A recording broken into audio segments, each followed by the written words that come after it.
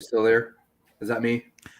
Yes. Okay. Welcome to another episode of Video Store Rejects, a podcast where we discuss directors' filmography and our favorite film franchises. I'm your host, Cody House. With me is my co host, Chris Jacobs, our social media content manager. Chris, how are How's you? it going, rejects? And is our other co host with us? I'm here. She's here. Yes, that is Lindsay Jacobs, our fact checker and researcher extraordinaire. Hello. She's the floating. She's the floating voice off screen. You'll hear her chime up, but she usually likes to sit off screen. And we have a returning guest who, when I told him, gave him a list of directors we're going to be covering, this was one of the first movies. He's like, I want it. Got it. Let me talk about it. Welcome back, Kevin. Thank you so much for having me back and for having me here to talk about one of my top 5 films of all time. I am so excited to be talking with people who appreciate this film to the level that I do.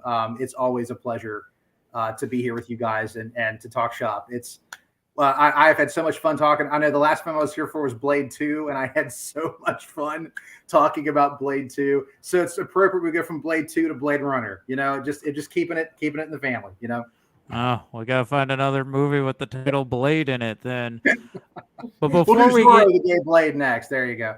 okay, before we get all into how amazing this movie is, or how amazing we feel this movie is, what are your thoughts on Ridley Scott? I feel like these first 4 films he could have etched himself into a very auteur director because they're all very visually striking movies, but I feel like the financial failure of this and Legend kind of forced him to become a director for hire, and he kind of picks projects that pay the bills till he can like finance something he's passionate about, and it's a back and forth throughout the decades of him kind of making movies that will help him make something he's passionate about. And then when one of those passionate movies doesn't do well, then he's like, well, I guess I got to go back to picking a project. Chris, I'll let you go first, man. Guys, can you hear me? Yes. It froze for a second. You're gonna have to rewind for a second, a few seconds back. You're gonna have to rewind because it was cutting in and out. And I'm sorry. I was basically just saying, if it's on me, I can log out and get back on my phone. Go ahead. I think it's when Chris is in because I've heard you just fine the whole time. Okay. Okay. Basically, I'm going to log out and okay. log back in. You guys go ahead, and I'll rejoin in just a few seconds. It might be on my end. Sorry, guys. Go ahead. So what are your thoughts on Ridley Scott as the director? Well, I think when you look at Scott's filmography, I mean, especially his output from the 70s and the 80s, even into the early 90s, I mean, I don't know that there's a better visual storyteller in the game than Ridley Scott. You can say what you want about any of his movies. What you will never say is that they look bad. Like, you will never, ever say that. With Ridley Scott, the devil is in the details, man. The only other director I can think of that's on that same level for me is Terry Gilliam. Both of them are such fanatics about every little thing in the frame has to be in there and locked in with their vision. And I think even when you look at a very commercially successful film of his that a lot of people forget about, Black Rain, really great Michael Douglas vehicle. And dude, that film looks like if Blade Runner took place in the present, that's what it would look like. The neon light, of Japan, it's gorgeous, man. Like, that's such a cool film. And like, when you look at even a film like that, which would be usually a pretty generic, by the book actioner, that film has so much flair and so much like extra oomph because of the Ridley Scott factor. Now, not all of his films are the greatest movies ever made, but I think you can say like in the 2000s, he kind of came back into his own with Gladiator, with Black Hawk Down, which is just truly an amazing war film. And the movie that, again, another one that just people forget about, man, especially if you see the director's cut, and that's Kingdom of Heaven. Kingdom of Heaven is a stunning film. And the director's cut is like an absurdly good movie. Like, it really, if someone were to tell me it was their favorite Ridley Scott film, I'd be like, you know what? I get it. Like, I really, truly do. It is genuinely an epic film. And then you get back into Ridley Scott. Now, I feel like I liked Prometheus. Okay. Like, I thought visually, damn, what a stunning film Prometheus is. The storytelling, I got issues, but I still found it to be a very interesting film. I appreciated that we were not doing Alien 5, that we were doing something different. And then Prometheus doesn't make as much money as they thought it should have. So then we're making Alien 5 with Alien Covenant. And Alien Covenant is a horrible film. It looks great, but it's a horrible film. And so I miss Ridley Scott when he had the edge, when he was really passionate behind his projects. I think in the later years, I mean, he's older. So, I think some of those films feel like a little bit kind of like greatest hits of Ridley Scott, like Tim Burton's another director. I feel that way. He's kind of like making like cover band takes on all of his movies now, or like Tim Burton cover bands doing Tim Burton films. It's kind of like where Ridley Scott's at now. He's kind of doing cover band covers of his own movies. I mean, Alien Covenant is basically Alien remade. I mean, almost beat for beat. And it's just not good. It looks great. Yes, it looks phenomenal, but it's just not as good. And I think part of that too is early Ridley Scott, much like any early director that we love, they're not the name yet, which means they have to establish themselves. They're hungry. They've got studios sitting on them. They've got, mandates. They've got budgets. They've got time constraints, and they've got to make the most happen. And so when you have that going on, you become a much more economic filmmaker. You become much more focused on the story that you're telling and how you want to tell it. When you start getting bigger budgets and more runtime and more yes men around you, you get the Star Wars prequels. You get Christopher Nolan's films pretty much ever since The Dark Knight. I love Christopher Nolan, but since The Dark Knight, I wish that dude would make a film I wish he was forced to make movies under 2 hours long again. I'd love to challenge him to make a movie that's 90 minutes again. Go back to your Memento, Christopher Nolan, when you were still hungry and lean and you didn't have your name yet, because now you're just making these big bloated films that are all about an hour too long. Do you feel that way about Inception, that it's bloated? I love Inception. No, I do love Inception. I forgot that came after. Was that after Dark Knight or was that before Dark Knight? Yeah, it's in between The Dark Knight and The Dark Knight Rises. The Dark Knight Rises on, because I hated The Dark Knight Rises. From that point on, it's been really rough being a Christopher Nolan fan. Dunkirk's great, but still, it could have been shorter. Well, that's actually under 2 hours. That's no, you're right. Dunkirk is. I'm thinking Interstellar is, of course, like way too long. God, Interstellar was a pain. I visually great, but what a pain. So to me, I think Ridley Scott is in that same boat with like the directors who, once they've got their name and they're no longer having to, like, I mean, I'm not trying to say that it's not hard work, but they don't have to work as hard as they did back in the day. There's something about that makes their filmmaking feel less focused. It feels more indulgent, and that's not always a good thing. Do you think it's the need Scott's to early career was much stronger than his later career? I'll just say that. You think it's the need to be bigger and better than your last film? Like, I think there's some of that. I think a lot of the problem too is the studios. So that's why it feels more bloated and than his older films, because he has that mindset of, well, I've created this, what a lot of people think is a masterpiece. I have to create an even bigger and better masterpiece. And it just gets to the point where you can't, I don't know, you get Tenet, Yeah. I kind of like, I liked Tenet. think, it wasn't great, but I liked it for what it was. I think part of it is when these directors get so big because they've had so much success and so much clout. There's no one really there telling them, like, you need people who are not no men. Exactly. Yeah, they're all yes men around them saying, "Oh, well, you're brilliant, you're genius, it's great." Well, like, look at the Star Wars trilogy, okay? The original trilogy, everybody loves it, and a big part of that was Gary Kurtz. Gary Kurtz is the name that does not get enough attention, because Gary Kurtz was the guy that told George Lucas, "This isn't going to work. No, this will not work. You've got to change this." When you get to the prequels, you have Rick McCallum. And Rick McCallum is, "Oh, that's genius. Oh, that's great. Oh, that's wonderful. Yes, let's do more." And that's why the prequels are so all over the place, but the original trilogy is a much more like sharpened, honed story. You had Gary Kurtz as your producer, and Gary Kurtz was not afraid to tell you that you're wrong. Go home, George, you're drunk. He was not afraid to say that. And that's part of the thing that's missing. You've got to have that shrewdness to say, not every idea is great. Not every scene is perfect. Not every scene needs to be included. You can edit your own stuff, and that's tough to do sometimes. Correct me if I'm wrong. I know we're getting a little off topic, but wasn't Gary Kurtz not involved much in Return of the Jedi? No, he was not as involved. And so Jedi, for a lot of people, feels a little more unfocused. Now, I still love Return of the Jedi. And as a kid, I was the perfect age for Return of the Jedi. I was 7 going on 8 in 1983. So, I mean, oh my God, it was, I mean, as a kid, ask kid me, what's your favorite Star Wars film? And it was Return of the Jedi.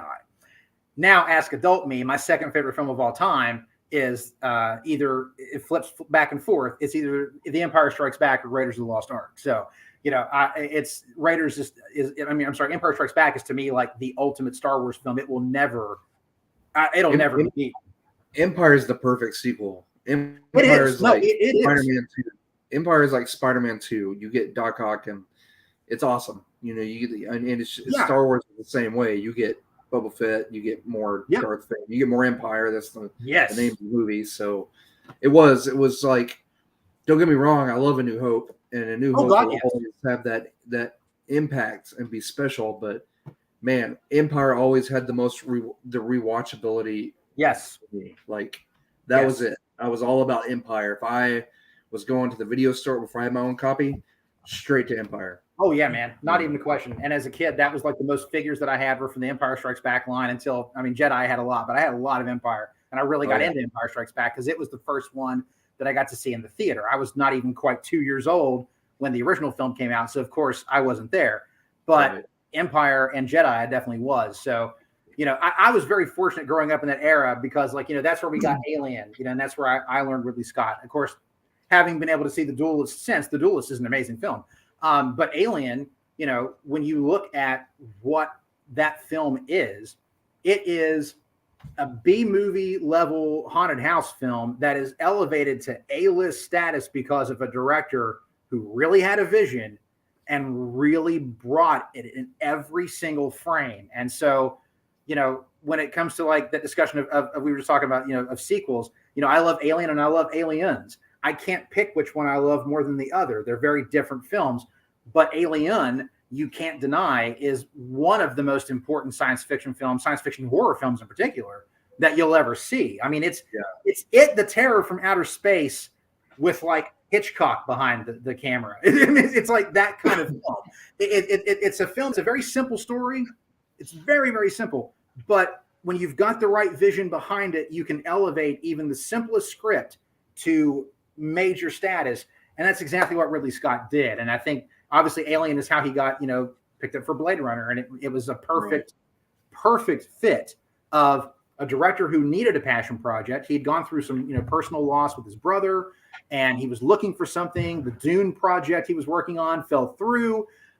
So here comes Blade Runner. And it really was. I mean, I know for him it was an absolute fight getting the film made, but I really think going back and looking at what was going on in his life at the time, I think that film was probably a very cathartic film for him. The themes of that movie really carry into just, you know, just the core concept of humanity and going through the losses that he had gone through. I think that film probably was a very cathartic project for him. I really do. I think after watching it last night, I can't tell you for, you know, the millionth time for me, but I turn my phone off because sometimes I'm guilty of getting on my phone, especially if it's a movie I'm rewatching for something. But which you should never disrespect Blade Runner by doing. I turned my phone off and I was Amen, Lindsay. Amen. You darn millennial with your cell phone. That's why you didn't go see The Last Duel, wasn't it? That, you know, diseases and stuff. But anyway. That's what he literally said in an interview. Oh, man. That's exactly it. We were all too busy watching all those Marvel movies. But I was like, I'm going to pretend like I'm watching this for the first time. I want to pay attention. It's a cleaned up copy. I watched it with the surround sound. I want Yeah. the full effect, and so I'm watching it. Which cut did you watch? We went with the final cut. I was going to do directors, but final cut We're was. going to go back and watch the director's Yeah, cut. I do want to go back and do the directors, but so anyway, I'm watching it, and you brought up Aliens, and I was sitting there thinking, I was like, wow, because there is the fan theory that Blade Runner and Aliens are connected. The worlds, the same universe, yeah, the same universe, and I was like, it does kind of make sense for him to go from Alien to Blade Runner because he just built off the aesthetic of Alien. He just built off of that world. Well, Deckard's apartment looks very much like that office Dallas is in when he's like on the computer talking to Mother. Yeah, it does. There's so many similarities. I just thought it looked like a very Indiana Jones themed restaurant he was living in. Right. Yeah, there's really neat Aztec looking like designs in that background. I agree. I love his apartment. But God, if I could live in that apartment. Yeah, his apartment's awesome. But anyway, that really just stood out last night, after rewatching it and coming up, we just watched Aliens last week and talked about it, or Aliens. I keep saying Aliens, but Alien, and it just really stood out to me last night. I was like, wow, it really does make sense that he went from Alien to Blade Runner. And after last night, the whole, the headcanon really sunk in. I was like, wow, that really could be connected. These really could be set in the same universe. Yeah, who's to say that Ash isn't a replicant, not just an android? He could be a replicant. Yeah. Right. Exactly. Say that Tyrell Corporation, they have a patent on replicant, and Weyland-Yutani has the patent on android, or whatever they use, whatever the term that they use. So they're just competing companies, So anyway, you could build off of that. You could go really deep into it. For sure. Absolutely, you could. I just thought it was cool. That just stood out. You were talking about Alien, and we brought up sequels, and I was like, wow, It feels like a continuation of that universe. It's just a spotlight on a different. Yeah. So he had a lot to really visually. I don't know. He kind of got a head start, like a head start with Alien, and. Well, it's funny if you look at the graphic inside the spinner when he's first taken off with Gaff. It says like environmental control, and then it says purge. That's the exact same purge from Alien, which is why everybody's like, oh, they got to be in the same universe, even though really it was nothing more than, hey, I just need something to look cool. Do we have that thing from Alien? Yeah, bring it in. That's fine. That was the whole reasoning behind it. There was no like, oh, nope, it's not there at all. But you can see where it could have been. But I think it's hilarious that he used that. And he, oh man, having a brain fart. The battle hardened android, a replicant. Roy or Leon?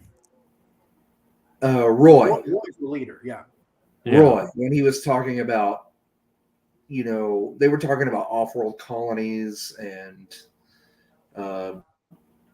being used in combat and stuff like that. And I don't know, that's just, again, that's another connection. A loose connection that you could it's make. Funny. Have you ever seen the movie Soldier with Kurt Russell? Yes. I've also heard the same universe as Alien, or as Blade Runner. I'm sorry, as Blade Runner. It's in the same universe.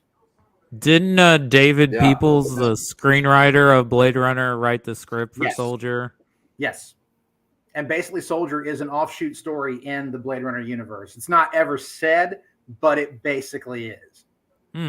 Yeah. Can't you see one of the flying cars and the junk, like in the background? Yes. And stuff? You can see pieces of Soldier's stuff. a very underrated little film too, man. That's a fun movie. And David Peoples. I used to like that. That's another VHS I had. I used to like Soldier. Oh yeah, Soldier. And I don't know if that was purposely in the marketing, but I remember when they released that film, the trailer, they played the White Zombie song "More Human Than Human," they did.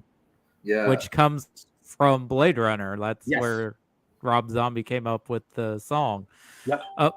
But before we get into roots and weeds of this movie, I just wanted to reclaim some comments you made about Ridley Scott. I think absolutely his direction elevates Black Rain from a typical 80s action movie. And oddly, it's released at the height of Michael Douglas's stardom, which I still baffled at why people liked him as a movie star because he played such dirtbag characters. Hey, not in Romancing the Stone.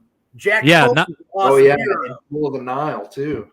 And Jewel of the Nile. That's right, man. Yeah, but Wall Street, Wall Fatal Street, yeah. Attraction. I liked him. I liked him in Romancing. I love Romancing the Stone. What a But great movie. I It's, absolutely agree with Kingdom of Heaven, and if you've only seen the theatrical cut, I plead with you to go find a copy of the Yes. director's cut. It's like a whole I other movie. have the 4-disc.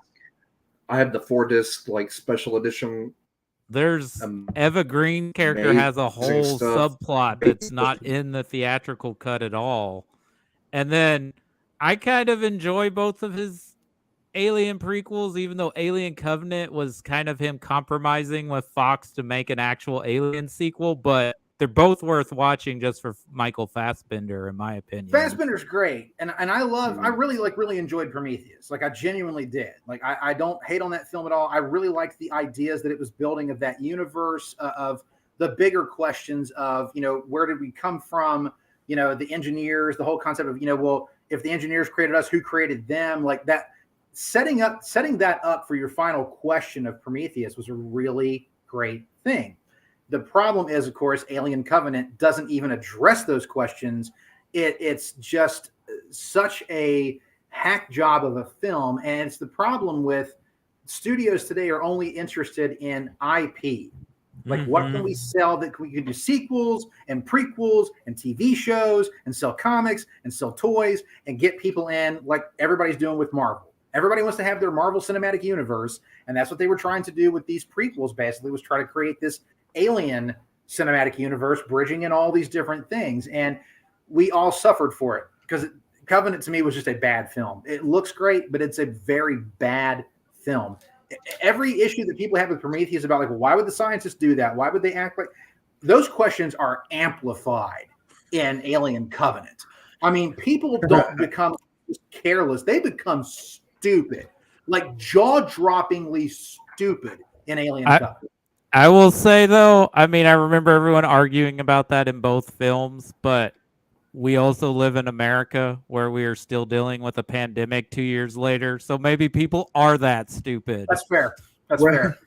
Nobody wants to wear masks, so screw wearing a helmet, Man. But what do you love about this movie? Why is it so memorable for you? Why do you have it so highly regarded? Oh, Blade Runner for me, I mean, when I think of science fiction, it's the first film I think of. Blade Runner is this perfect combination of visual storytelling. Like you can almost watch that film with no dialogue and just have the music and the visuals, and you'd pretty much be able to figure out what's going on in that movie. I love that it is a science fiction film, but also at its core, it's sort of a Raymond Chandler film noir. And I love those two things combining, because another one of my favorite science fiction films is Dark City, which is like Blade Runner beautifully melds the two ideas of science fiction and noir and put together this beautiful thing. So for me, Blade Runner was... What's that? Sorry, do you watch the director's cut of Dark City? Do you have? Yes, I saw it 3 times in 1 week in the theater when it first came out because I was just obsessed with it. And then when the director's cut came out, I was like, film. Thank God. It's wonderful. It's wonderful. Yeah. It's now underrated. But anyway, sorry, I didn't mean to interrupt. Oh, it's horribly underrated film. It got crushed by Titanic. That's the sad thing about it. But with Blade Runner, there's so much to love about it for me. The visuals, obviously. I mean, not just Douglas Trumbull, God rest his soul, not only the visual effects there, but Sid Mead's futuristic designs of everything that still feel very real world, that still feel very possible. There are things in that film that really kind of have come to pass. I mean, the vid phone, granted, we've got them now like this, but the simple concept of a video screen phone, being able to call people and talk to them via video screen, That was all right there in Blade Runner. They were doing it right there. The idea of overpopulation, the idea of that sort of design of the haves up top live in really nice, clean areas. The have-nots are in the slums, just trying to make their way through. Mhm. Go look at Hong Kong. Go look at Los Angeles. Go look at any major city, and you see that now. Like, you absolutely see it now. For me, it's a combination of visuals, of storytelling, of acting, of score. I think Vangelis' score is one of the definitive scores of the 1980s. I think it's my daughter puts that on to go to sleep to. Like, Oh, I do too. Blade Runner Blues. I will listen to that on loop, and it puts me right out. It's beautiful. Blade Runner Blues, and there's one. It's just an ambient video. It's an ambient video, but it's of the backdrop where the flames. I guess they're burning off gas or something. Yeah. It's a refinery, and you see the flames shoot up, and it's that over and over again. They'll just shoot up every once in a while, and you'll see little things fly over, and then it's just the theme, like the slow bluesy theme of it, and we'll put it on, and she's like, "Okay, good night, go to bed. Good night, everyone. Let's turn this on. It's bedtime." That's good parenting, man. That's good parenting. That's right. And it puts you right to sleep. So yeah, but you put all those things together, and you get a film that really, I mean, let's be honest, it set the bar for science fiction films ever since 1982. Every sci-fi film has basically been trying to catch up to Blade Runner's motif, the look of that film, the feel of that film. Every film has been trying to ever since.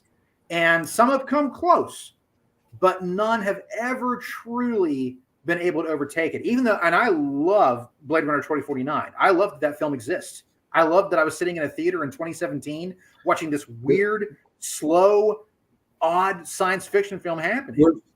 We were talking as great as the original. That is a perfect sequel, in my opinion. It's a great sequel. It is. And it feels like a natural evolution of the world from the original Blade Runner. But even still, I feel like the original Blade Runner is the superior film of the two. But again, for me, being a kid in 1982, seeing the commercials for it, seeing the posters for it, and then finally seeing it when it was on CBS in 1985, it just sucked me in. And I didn't understand all of the core meaning behind it. But I just knew that I was really interested in what I was seeing. Now, when you watch the film, the idea of what it means to be human, the idea of, finding your humanity, in a world full of technology, finding the humanity within it, that film resonates so much in my soul now, man. I mean, it's a movie that's not just a feast for the eyes, it's a feast for the soul. I genuinely think it's Blade Runner for me. I know there are tons of imperfections in it. I've studied the film enough there. I can tell you where they're all at, but it's a perfect film to me. I never think about those perfections when I'm watching it. All I think about is I am in this world. It's sink or swim. I've not been really given much about it. I don't know the full rules. They threw me into the deep end, but they trusted me as filmmakers. They trusted me to be able to swim, and I can swim with that film anytime that they want to throw it at me. I credit this. Oh, I'm sorry. Go ahead, Cody.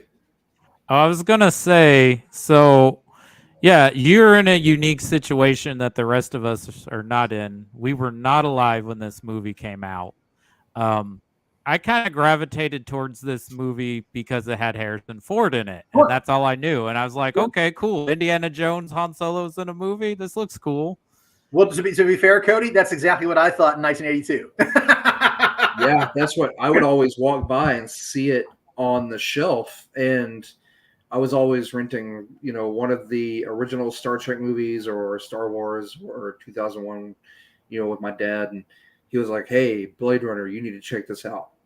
And he's like, "It's got Indiana Jones in it," and I was like, "Awesome." And I watched it, and I'll be honest, I liked it. But it went most of it went over my head because I was younger, sure. Way younger.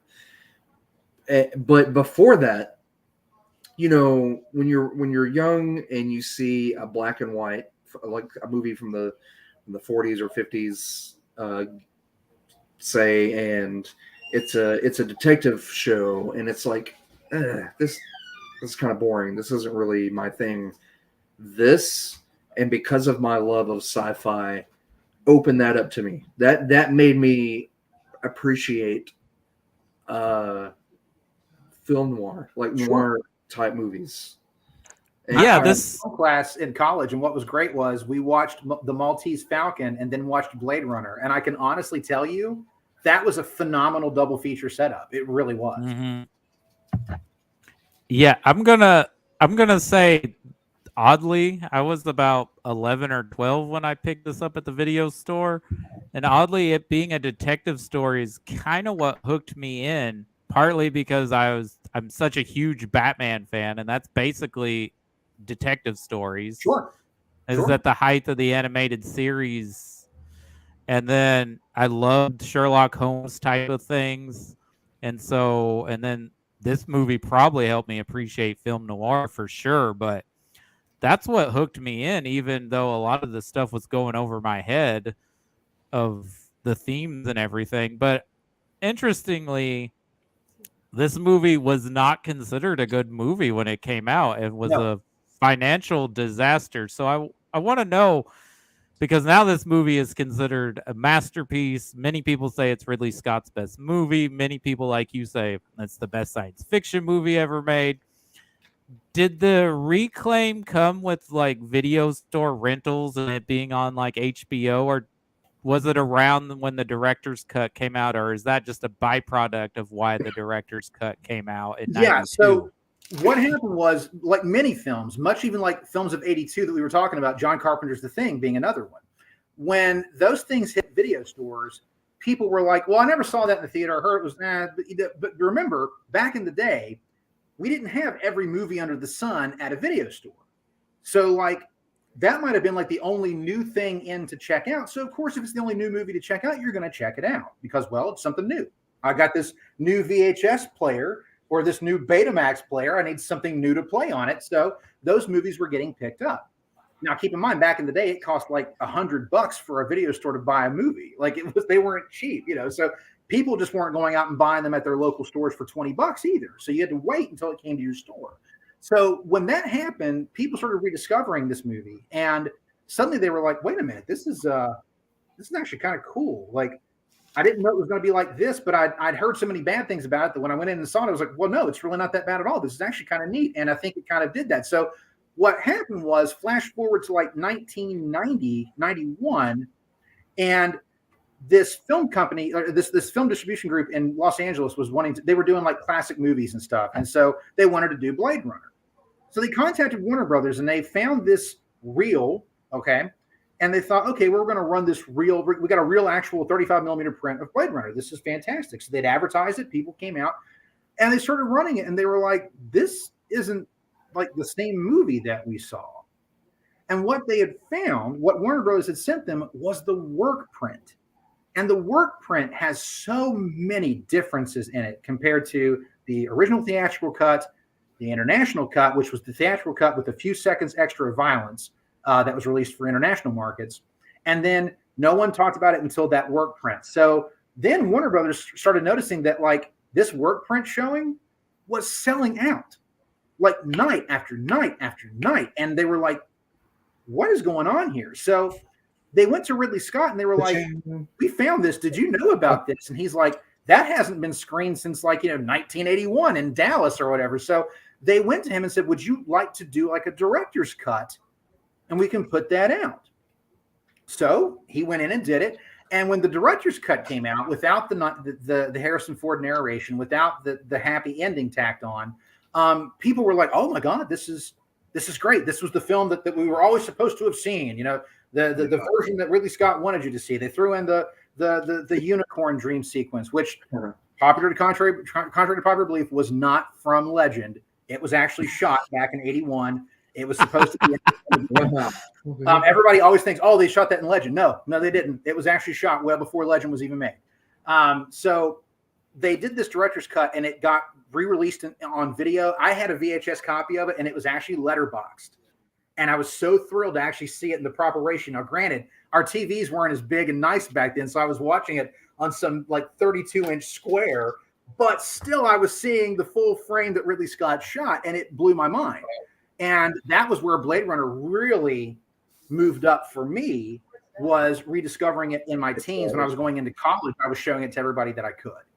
And then the success of that was when people started reevaluating the film. And if you go and look, a lot of critics went and they did an evaluation of the director's cut. And then they were like, we were wrong. The film that we saw in 82, we weren't ready for it. We didn't see it as we needed to see it. This was the proper way. You know, it didn't have the narration. It didn't have the happy ending. This was the film that we needed to see. And this film is a masterpiece. And then, of course, we finally got the final cut there in the early 2010s.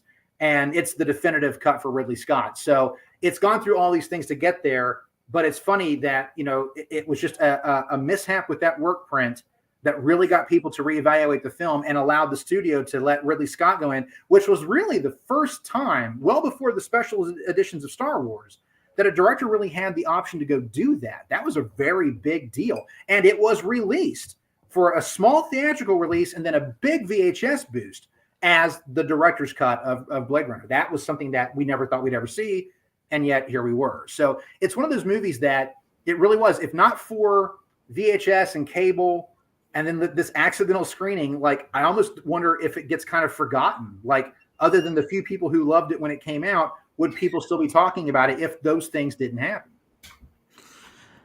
Well, yeah, because famously Roger Ebert, I think, gave it like a 2.5 star rating. Was like, he liked the visuals. That's the one. Yep. But he didn't like the story. And then cut to nearly 30 years later, and he's included the final cut as one of the greatest films ever made. Yeah, and to me, like we were talking about earlier with a lot of John Carpenter's movies, it's just one of those movies that people weren't ready for it, and it was well ahead of its time. Blade Runner was avant-garde. It was art house, but yet it was billed as like the next big Star Wars movie, the next big Indiana Jones film, because it was billed as this like action science fiction film with Harrison Ford, you know, Han Solo, and the director of Alien. So if you go into it just knowing that, you're expecting something way more action-packed, you know, with robots and lasers and flying cars and all this cool stuff. And you're not prepared for a film that's really like an introspective look at what it means to be human.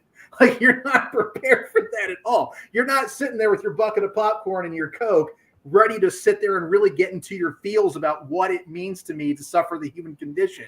You're not prepared for that. So it really was, it was kind of a victim of its own marketing and a victim of being in a summer full of action-packed, you know, big films. You had E.T., which not an action film, but a huge science fiction film, and was the biggest film like of all time for the longest time.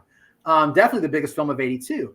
And so Blade Runner got kind of overlooked. It was too dark. It was too dour. It wasn't happy enough. And that's why the happy ending got added to it after test screenings. Fun fact about the happy ending, the footage that you see of them flying over, that's all from Stanley Kubrick's opening to The Shining. He sent them like 1,000, like I can't remember how, like, it was a ridiculous number of feet of film footage of that opening shot. And he just said, basically, here's the parts you can't use because I used them in The Shining. Everything else you can use. And so Stanley Kubrick is responsible for the happy ending of Blade Runner, which is hilarious to me. So, you know, there is a 2001 connection to it. But yeah, the happy ending tacked on because the studios were panicking because people were like, this movie isn't happy enough. Why doesn't it have a happy ending? Like, they just what's going to happen to Deckard and Rachel and blah, blah, blah. So they added the whole thing of her not having the 4-year lifespan. And, you know, I mean, don't get me wrong. The first time you watch the film, I mean, it was fine. It worked. But it is kind of one of those things where you're like, we've just spent 2 hours in the darkest, rainiest, like most horrific place. Where did these pretty trees come from? Because there's nothing like that back here, man. We sure didn't see that. So it's kind of like, it is kind of like one of those where you're like, you can kind of hear the record skip and you're like, what now? What is this? Sunlight? Trees? What?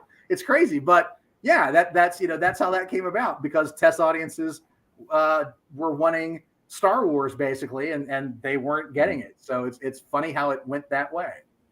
Yeah, and Alan Ladd Jr. is the producer who produced Star Wars and Alien, which is why he decided to release it on Memorial Day weekend, because he's like, well, those movies did well on those weeks. But those are both very conventional. Even though Alien is a dark haunted house movie, those are still very conventional Hollywood movies. Yes, they are. And not They are. only is this movie talking about the human condition, there's not really any bad guys or good guys in this movie, because the replicants, yeah, they like Roy straight up murders people, but you kind of understand where he's coming from. Yeah. And Deckard and the cops aren't exactly good guys. No. An interesting fact, Deckard only kills the female replicants in this movie. And He doesn't shoots her and shoots Zora in the back, and then shoots Priss in the stomach multiple times after he shot her the first time. So yeah, those are the only ones he kills. Yeah. And yeah, and apparently Harrison Ford hated doing the narration when they made him do it. Yeah, he referred to it as Irving the Explainer. And the version that you hear in the theatrical cut is like the third take of the whole thing. And he had to do it because it was in his contract, but he hated it because he was like, we don't need to be, this is too much spoon feeding. This is not necessary. Now, I'll agree with Guillermo del Toro. I love the narration in the original theatrical cut because it's the first version of the film that I saw. And I will also say, your first viewing of the film, it does kind of help explain the story and explain the world a little bit for you. But after the first time watching it, I think from that point forward, I would watch the director's cut or any of the other ones from on, because to me, that narration is it's a little clunky at points. But there are also some points where, because I rewatched the international cut for this, there are some points out there where I actually kind of like it. Like I really do. Even the final happy ending thing where he's like, she didn't know about the file folders, that said, she'd live forever. She didn't have a 4-year lifespan. So he's like, the whole line of, so who knows how long she'd last? Does anybody really know? It's a really great little ending motif. It really is, especially with everything you've just been through. It doesn't bother me. It is clunky in points, but I do think for your first time watching it, it does kind of help hold your hand a little bit through this weird ass movie. And it is a very weird movie. There's a lot of weird things happening in Blade Runner, which is what I love about it. It's so damn weird, and it all just makes sense in its own little realm. So for me, I do like the original cut, and like Del Toro, I'll defend that cut just because it's the first cut that I ever saw. It's what introduced me to it. But visually, it's better, of course, to watch the final cut because it's been rescanned, redone. But my biggest issue, and we'll spoiler this, I really hate the director's cut and the final cut because of Ridley Scott's insistence that Deckard is a replicant. And to me, that film does not work if Deckard is a replicant. Harrison Ford disagreed with him on that. They fought about it. Harrison Ford will tell you he played that part as Deckard is a human, because if he's not a human, who in the hell is anyone supposed to identify with in this movie? His words on that. So for me, that's the only issue I have with the director's cut and the final cut, is that unicorn sequence is Ridley Scott basically banging you over the head to say he's a replicant. Do you see how clever that is? It's like a Twilight Zone ending. How clever. He's a replicant. Did you not get that the whole time? And I don't like it. If I were to meet Ridley Scott, I'd be like, dude, I love you, but Deckard's not a replicant. Like, I swear to God, I would have that conversation with him. He might punch me in the face, but I'll say my piece on it. Deckard's not a replicant. It does not work for me if he is. Well, I think the sequel answered that for us, and he was involved as an executive producer, so I guess he was okay with that. Yeah. What I will say on the theatrical cut is I agree. I think it's fine, especially if it's your first time watching, and like for a lot of people, that was their introduction to the movie. It also kind of, if you're not used to the film noir aesthetic, it kind of gets you involved in that. It is very film noir. I mean, that narrative does have a very noir vibe to it. I get it, and I would almost love for them to be able to have Harrison Ford go back and re-record new narration, and actually like care about what he's doing, and just see what it could do for that movie. Just cut out the sequence where he does it when Rutger Hauer's giving his beautiful monologue and he's dying. That's the flunkiest part right there. I hate that when he's like giving that beautiful, well, I don't know why he let me live. Like, oh, that's the best part in that entire movie to me. The Tears and Rain? Oh, yeah. Yeah, that's the best shot. I would argue that's the best performance in the movie is Rutger Hauer as Roy. That whole... And it's got a bunch of beautiful visual effects and model work. Oh yeah. That's gorgeous, great shots in the rain and on the street, and then that performance tops it. I mean, it's funny. That's all Rucker Hauer, because in the original screenplay, Batty had like a huge ass monologue as he's dying. Like, I mean, like it's like a couple of pages. And that was one of the last things they filmed for the movie. And they literally had the producers there, like with a stopwatch telling them, when it hits this time, you're done. The money is gone. This film is done. You're over budget. You're over time. This is it. So Rucker Hauer looked at that large ass monologue and was like, this guy's dying. He doesn't have time to talk about all of this. Can I play around with this and kind of condense it and do something that makes more sense? And Ridley Scott's like, yeah, sure, go ahead. Because he was just trying to get the damn thing finished.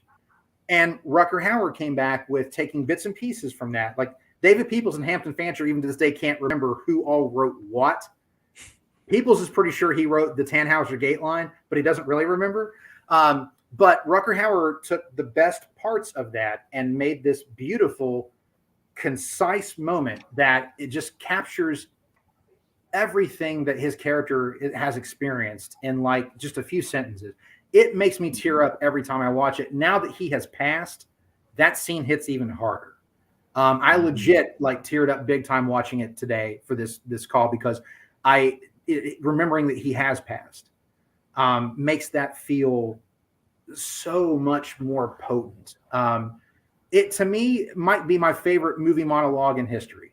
It's so perfect in its execution. It's perfect in the shot, the music by Vangelis in that moment. There's a reason why they just reused that same track for Blade Runner 2049. It's perfection. Everything in that moment, the shot of him dying, letting go of the dove, Gaff's car coming up in the background. You can just barely make it out there, but it's there and it goes up. Like everything from that point of the tears and rain to the last thing Gaff says as well. It's too bad she won't live. But then again, who does? That is such a powerful bookend to that moment. You have the tears and rain, and then you have that. And it is just that whole rooftop scene. It is some of the most perfect moments in cinema I will ever witness. Plain and simple. Just some of the most perfect moments ever. Yeah, and I what I love about his performance is not only is he frightening and a physical presence, like he totally would have killed Deckard if he wasn't about to die. Mm-hmm. But there's something captivating about him. Like there's a vulnerability to Roy Batty. I mean, there is the moment when he gets to J.F. Sebastian's apartment with Pris, and he's like, he's trying to tell her that Zora, and you can hear his voice crack, like he can barely say that Zora is gone. And you can tell that he really genuinely cares when he's over Pris's body. Like he doesn't understand his feelings. Like he's touching her blood and putting it on his face. He pushes her tongue back in her mouth with his tongue. It's this odd like thing that he doesn't understand really how to mourn, but he does mourn. It's so powerful. And those primal howls that he lets out, like there's no real rhyme or reason as to why he does it, but that's just how he interprets his emotions, because he's only had 4 years with them and he doesn't fully understand them. He plays that part so well. There's a sadistic, sinister side to Roy Batty, but then there's those almost childlike moments with him where he is so identifiable. And like you said earlier, you understand where the replicants are coming from, man. They didn't ask for this life. They didn't ask to be created. They sure as hell didn't ask for only a 4-year lifespan. So you understand why they take the actions that they take. And really, Rucker Hauer, as a matter of fact, when they showed this to Philip K. Dick, he didn't get to see the full film, but he got to see some dailies. Well, Philip K. Dick was very anti-Hollywood and was really not feeling like this film was going to be any good at all. So Ridley Scott and the crew brought him down, and they put together a reel of like some of the visual effects, some clips of the movie, some actual dialogue, and they even scored it with a temporary score by Vangelis. It was using other music by Vangelis, just not, he hadn't written the score yet. So, but it would give them a vibe of what it was going to be like. So they set Philip K. Dick in a theater, Ridley Scott sitting behind him. They roll it. Like 12 minutes goes by, it's over. And Philip K. Dick just sits there silently and says, "Can you please run that again?" And they run it again. And the second time it runs, he looks at Ridley Scott and he's like, "I don't know how you did it, but it's like you really brought my images to life."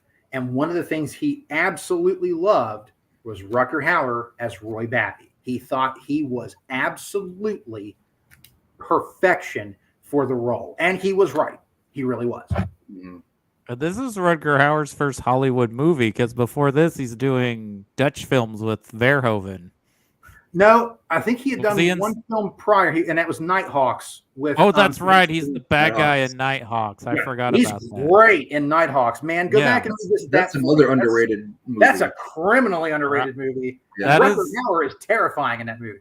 That is before Stallone became an action star, too. That's Yes. when they were still trying to make him a serious actor. He's great in Nighthawks, Yeah. as is Billy He- D. Williams, man. They both work Yeah. together beautifully. He does. That's a solid He film. shows off his serious chops in that. He does.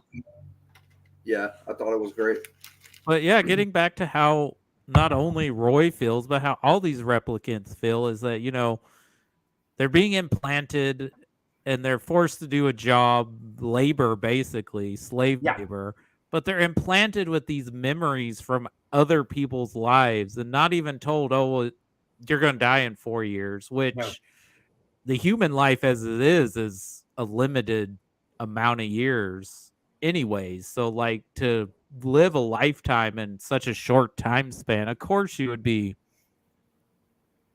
upset and want more questions and answers.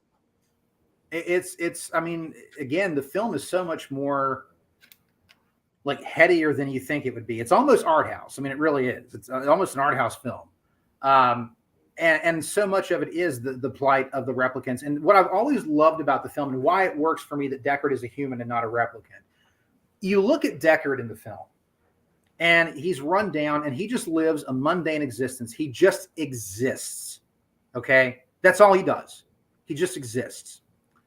And then you have the replicants and they love life. They are living. They have hijacked a ship, committed a major coup to get to Earth, and they're doing everything they can. They want to live. They're taking photos of everything that they can find. They're doing all of these things because they are alive and they want to keep living.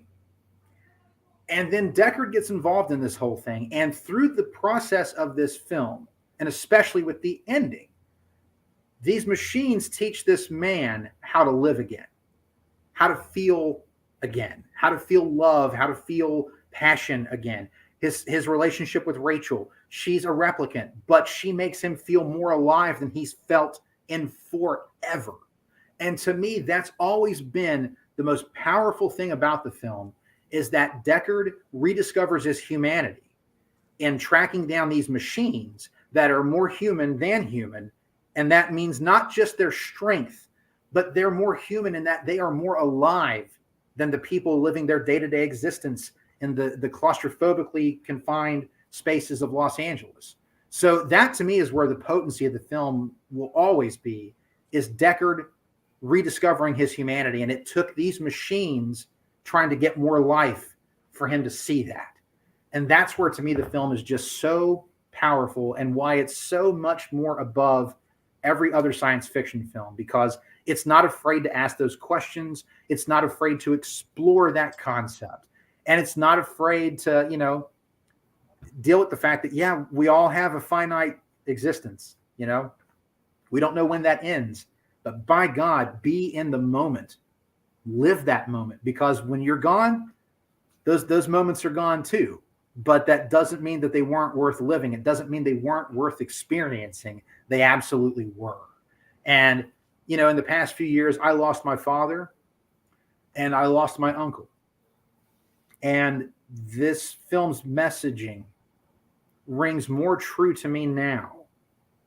I lost my first son as well, back in 2004. And this film really kind of gave me a way to express what I was feeling at that time. And it's given me since that way to express myself as well. To feel like that what I felt was valid, that those experiences may have been rough, but they were worth living because of the love that was found in those relationships before those things happened. That was worth it. And so for me, that's where Blade Runner is so much more personal for me, because I feel that film. That film is like, it is like, I can't think of a better phrase. I'm just going to use the name of a book series, but it is like chicken soup for the soul for me, man. Like it really speaks to me on a level that few films do. And that's what I love about that movie is, unlike 2001, which is all about experiencing what man could become, but it still feels very cold and clinical to me. Blade Runner is all about experiencing, what it just means to be alive and be a man. And it feels so much more personal and so much more impactful to me. I mean, I can't say it any better than that. I mean, yeah, I think that's what makes it stand the test of time. I think that's why people rediscovered this movie when it came on VHS or on HBO or wherever they found it. And I think the themes, not only with the amazing visuals. Oh God. Yeah. And I think, Harrison Ford at the height of his movie stardom and Rutger Hauer giving an amazing performance. One for the ages, man. This movie also not only is something that is quintessential in the sci-fi genre, but just in sci-fi outside of film. Like, this movie single-handedly created cyberpunk. Cyberpunk. Yeah, baby. Yeah. William Gibson, man. William Gibson starts his career after seeing Blade Runner, man, and just goes from there. Well, he was already working on his novel when this came out, and he was like, did they hijack my brain? Yeah, he did. That's right. I was like, man, I was just sitting here earlier thinking, like, it's been like a year since it released, so I think I'm gonna finally pick up that Cyberpunk game that they have on Xbox. I'm like, I think I'm gonna finally give it a try, because I was like, that's just basically that's probably just a huge Blade Runner game. Oh, it'd have to be very similar. So, yes, it would. It'll be cool to run around in a. Did you ever play the Blade Runner game that came out in the 90s from Westwood Studios? No, I've heard about it. It's unbelievably good, and it was the first real Blade Runner content since the film. And they got back a lot of the actors to do their voice work and stuff. They brought back Joe Turkel as Eldon Tyrell. It's actually like it's a storyline that's happening at the same time as the original Blade Runner. Because there are points where you'll actually see Deckard in the background doing stuff from the movie while you're taking on a whole other case at the same time. If you ever can find, I think you can probably go on YouTube and find video playthroughs of it. It is an amazing game. And I would love to see it remade, with Unreal Engine graphics and stuff, to be able to retell that tale. Because, man, I'm telling you, that game is worthy of being canon in the Blade Runner universe. They were working on an open world MMO, like an open world Blade Runner game, but it got dropped. And they had concept art, they had storyline mapped out, all the various storylines, and ended up getting dropped. I had played it for a while, and I was like, man. Talking about the designs and stuff, one thing I do want to make sure we give credit to in this discussion, there are three big names as to why this film still looks so much better, really, than almost anything that comes out. Want to give major props and rest in peace props to both Sid Mead and Douglas Trumbull. Sid Mead was the visual futurist. Now, 82 was a big year for Sid because he not only designed the futuristic designs of Blade Runner, but he also did the design work for Tron. Oh, and wow. So two of the most visually stunning films of the 80s, Sid Mead designed both of those. Sid Mead also designed the Sulaco for Aliens. He was on another level. Truly, that man was on. He and Ron Cobb are the production designers that were godsends, man. I mean, Ron Cobb worked on Alien. All the stuff for the Nostromo, that's Ron Cobb. So Ron Cobb and Sid Mead are otherworldly. So Sid Mead, visual futurist for Blade Runner. The other person, of course, Douglas Trumbull. Trumbull pioneered special effects with 2001: A Space Odyssey. He directed and did the visual effects for Silent Running, which is a very cool science fiction flick. He did the visuals for Star Trek: The Motion Picture, which still, the interior shots of V'ger are still some of the greatest things that have ever been put on screen. Then he did the astonishing work on Close Encounters of the Third Kind, and then you get Blade Runner. And Blade Runner, for me, like, that film still looks better than most films do today. Like, it really genuinely holds up. The third person we have to give a major respect to, and again, rest in peace to, is Jordan Cronenweth, who was the director of photography. Cronenweth was a huge influence on David Fincher, and David Fincher actually worked with his son to shoot Seven. If you look at Fincher, you can see that Fincher dearly loves Blade Runner. Fincher will tell you Blade Runner is his favorite movie of all time. Go back and watch Seven and look at the inside of the house that the guys live in, and you'll see that water running down the walls and stuff. Look at the inside of the Bradbury when Deckard's running from Batty. When he gets his hand pulled through the hole, what do you see? You got that wall, the water coming down the wall, and then his hand gets pulled through and his finger's broken. Those are almost shot for shot. And that's all because Jordan Cronenweth was such an incredible director of photography.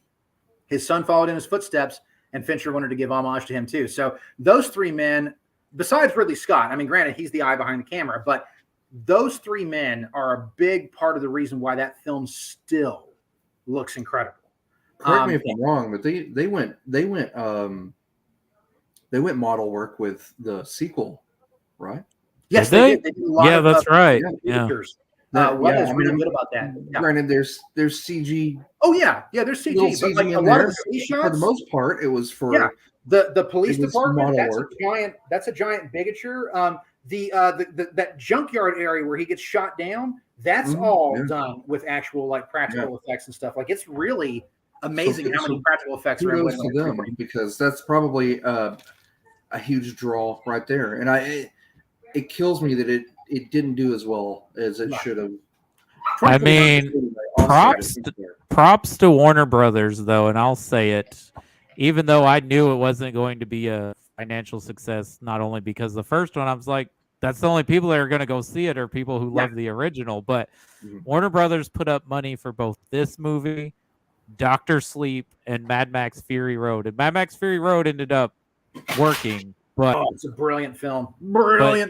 But for them to put up this amount of money to give filmmakers here, make this crazy sequel to a movie that came out over 30 years ago, go for it.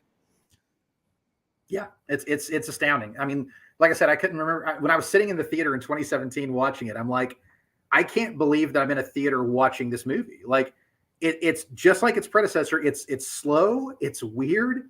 It's thought provoking. And I'm like, I can't believe this exists. Like, I genuinely can't believe this really feels like Blade Runner. Like, I was stunned. And because I was really expecting it to have a little more of an action slant. I mean, it does have a little more, and boy, I'm putting that in quotation figures hard. It's a little more actiony than the original, but boy, is it still a slow, thought-provoking, burner of a film. And I really appreciated that. Ooh, I love it from start to finish. Oh, I do too. I think it's an astounding film. We watched it, and I'm like, I may watch it this weekend at some point, just because we watched the first one. I watched Blade Runner this week with my girlfriend who'd never seen it before. So we watched the international cut, and I've already got her convinced to watch 2049 because I have it in 3D, and it is stunning in 3D. My God in heaven, it's stunning in 3D. Nice. And so I'm really excited. TV or projector? I have a 3D TV. Nice. Yeah, dude. I'm telling you, 3D at home, it's so much brighter, and so it looks so much better than it does in the theater. And Blade Runner 2049, I mean, boy, it's astounding some of the work they pulled off for that film. I do love 2049. I do, but I could never put it above the original. I know people who do, and I get it. I totally get it. But 2049 doesn't exist if Blade Runner doesn't exist. And 2049 is just kind of still trying to do its own thing, but you can still see that at its core, it's still kind of almost the same story in a lot of ways. Only this story is very much, what if Deckard was a replicant and you knew that from the word go? How would you feel about the film? As a matter of fact, the opening scene with Dave Bautista, that was storyboarded for the original film. Like, you can actually go find those storyboards. Mm-hmm. That was originally supposed to start the original movie. And since they didn't use it in the original film, I thought it was so great that Denis Villeneuve brought it in for a nice little homage to start 2049. But that scene was actually supposed to happen in the first movie. Yeah, it was supposed to be the opening because I remember watching the documentary when the big 4-disc DVD Yes, came Dangerous out Days. for the final cut. Tremendous documentary, yeah. And Hampton Fancher talking about it, which he also helped write the screenplay for the sequel. Yes, he did. Nice. Yes, he I was did. surprised how much of a direct sequel it was to the original when I watched it, though. I was like, oh, wow. Because I thought, oh, they'll make like some references, but it's going to be like kind of its own thing. I was like, oh, wow, it's actually a sequel. Yeah, it is. I have a few issues with the story, but they're very minor nitpicks. Just really, I don't think he had to go into the whole replicant revolution thing because there's no payoff to it whatsoever, like at all. Like you see this big group of them, like, oh, we're all these replicants, we're all here, and it's like nothing ever happens from that, so didn't really need to happen. But the idea of Rachel being a replicant, giving birth to a child that was half human, half replicant, like what does that mean? Like you control slave labor with replicants, but what happens if replicants can start replicating themselves? Evolution, that becomes basically a massive issue. Yeah, that's the next step in human hybrid evolution. Is that's a huge deal. And then suddenly you're going to have to treat them with the same respect. They go to silence that. Exactly. And that's why I wish we would have gotten. Now, apparently they were working on a sequel that was going to go more into that, but when this film underperformed, that kind of got scratched. See, I could have seen a third movie. I could have seen a third movie where they go into what would Tyrell Corporation, what links would they go to destroy her, to make sure that she doesn't get out, because again, it's the business. That's the next step. She'd be the next step. I was going to bring it up later, but since you guys were talking about it, they are developing a television series now.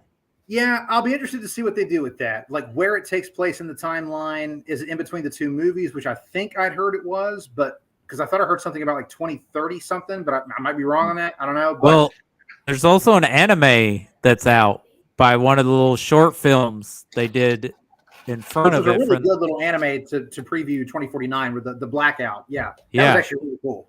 Which is from the guy who did Cowboy Bebop and Samurai Champloo, and among some other highly regarded animes. He also did some animatrix scenes too. Yeah. So, which I would argue is probably the only other major sci-fi movie to come out since Blade Runner that kind of be a trendsetter in the genre. I'll say this. Yes, Matrix was a trendsetter, but when I saw the film in the theater, I loved it, but I remember thinking the whole time, this feels really familiar. Oh yeah, I saw it a year ago when it was called Dark City. I'm just saying, look at the storyline of Dark City. As a matter of fact, the Matrix even used some of the sets from Dark City because they both shot in about Equilibrium, though. A lot of people thought Equilibrium was the better Matrix. I wouldn't go that far. I'll say this: it's better than the Matrix sequels. Yes. Those sequels are garbage. I'm sorry, but they are. But the Equilibrium as a Matrix sequel, yeah, I like it way better than the Matrix Revolutions or Reloaded. Jesus H. Those films are, again, talk about a situation where when you're an up-and-coming filmmaker and you've got the studio restraints and you make this amazing film, and then it's like, hey, we're going to give you all kinds of money and make this sequel because it made a lot of money. There was never a plan to make Matrix sequels. That was never planned. That was all because it made $1 bajillion in the summer of Star Wars Episode 1. And it shows because, God, those films are so bloated and so bad. And everything that was so great about The Matrix is just like torn apart by those sequels. It's another discussion, but I'm just saying that's the kind of thing that happens. It gets bloated and it loses focus and it becomes an issue. I will make one side note and then we'll get back on topic. The Wachowskis' filmography after The Matrix is definitely hit or miss for a lot of people. But I will say one thing about them. Their movies are never boring, and they're always swinging for the fences. I'm going to disagree on that because I think The Matrix Reloaded is incredibly boring, especially all the stuff in Zion. It's snooze-worthy. It's not until you get to that big freeway chase that film has any merit to me at all as something exciting to watch. Now, the film of theirs that gets underappreciated, though, Speed Racer. Absolutely. Down that hill, fight me, bro. Speed Racer is awesome. I think that has been kind of reclaimed now as like a great movie in a lot of circles now. Like a lot of people are like, this is like what racing should look like on film, and this is like a really good adaptation of an anime. And yes, God, it is stunning. It's stunning to look at. I'm gonna say one thing I think that does play better in the sequel than the original here is not that there's like romance in the second one, because there really isn't, but the one thing that does not age well in this original film is the love scene between Deckard and Rachel. It almost feels like sexual assault. And what's funny is the deleted version of that scene is far more romantic and sensual than what Ridley Scott chose to put in the film. I was watching again today and I was like, yeah, I could see where this could be pretty cringeworthy for a lot of people. But there's also that part of me that's like, this is Deckard like feeling feelings again. Like he hasn't felt them in so long that he's almost forgotten himself what love, what romance, what connection feels like. And there's a part of it where it feels like, yeah, he's forcing her, but then like she really kind of comes back into it on her own and is basically saying, you know, I want you to put your hands all over me. He did not provoke that response. That's her. And it's almost like two kids who don't understand what it means to be in love and to have a physical connection. And so it's really awkward and really weird. It's way more physical than it should be. And so, yeah, I can see it from both sides. It definitely is the most poorly aged scene in the movie because of that very reason. But in watching it again today, I was able to kind of see it in the light of, God, if you hadn't felt that way in forever, and you've almost kind of forgotten your own self, she doesn't know how to feel. Caffeine is okay, but I don't want caffeine either. Going there, that's just like, it's really crazy. So I kind of was able to see it in that light today, and it made me be able to be a little more forgiving. But I will say, go look at the deleted scene version of it, and it's such a different vibe. It's so much more sensual. It feels so much more in vibe with the music that's playing at that time. Because the love theme from Blade Runner is sexy as shit, man. It is. Like, if you can't get laid to the love theme from Blade Runner, you can't get laid. It's that sexy, man. That saxophone, man. Jeez, it feels like the dude from the Lost Boys is playing that. It's sexy, sexy. You know, it's sexy as hell.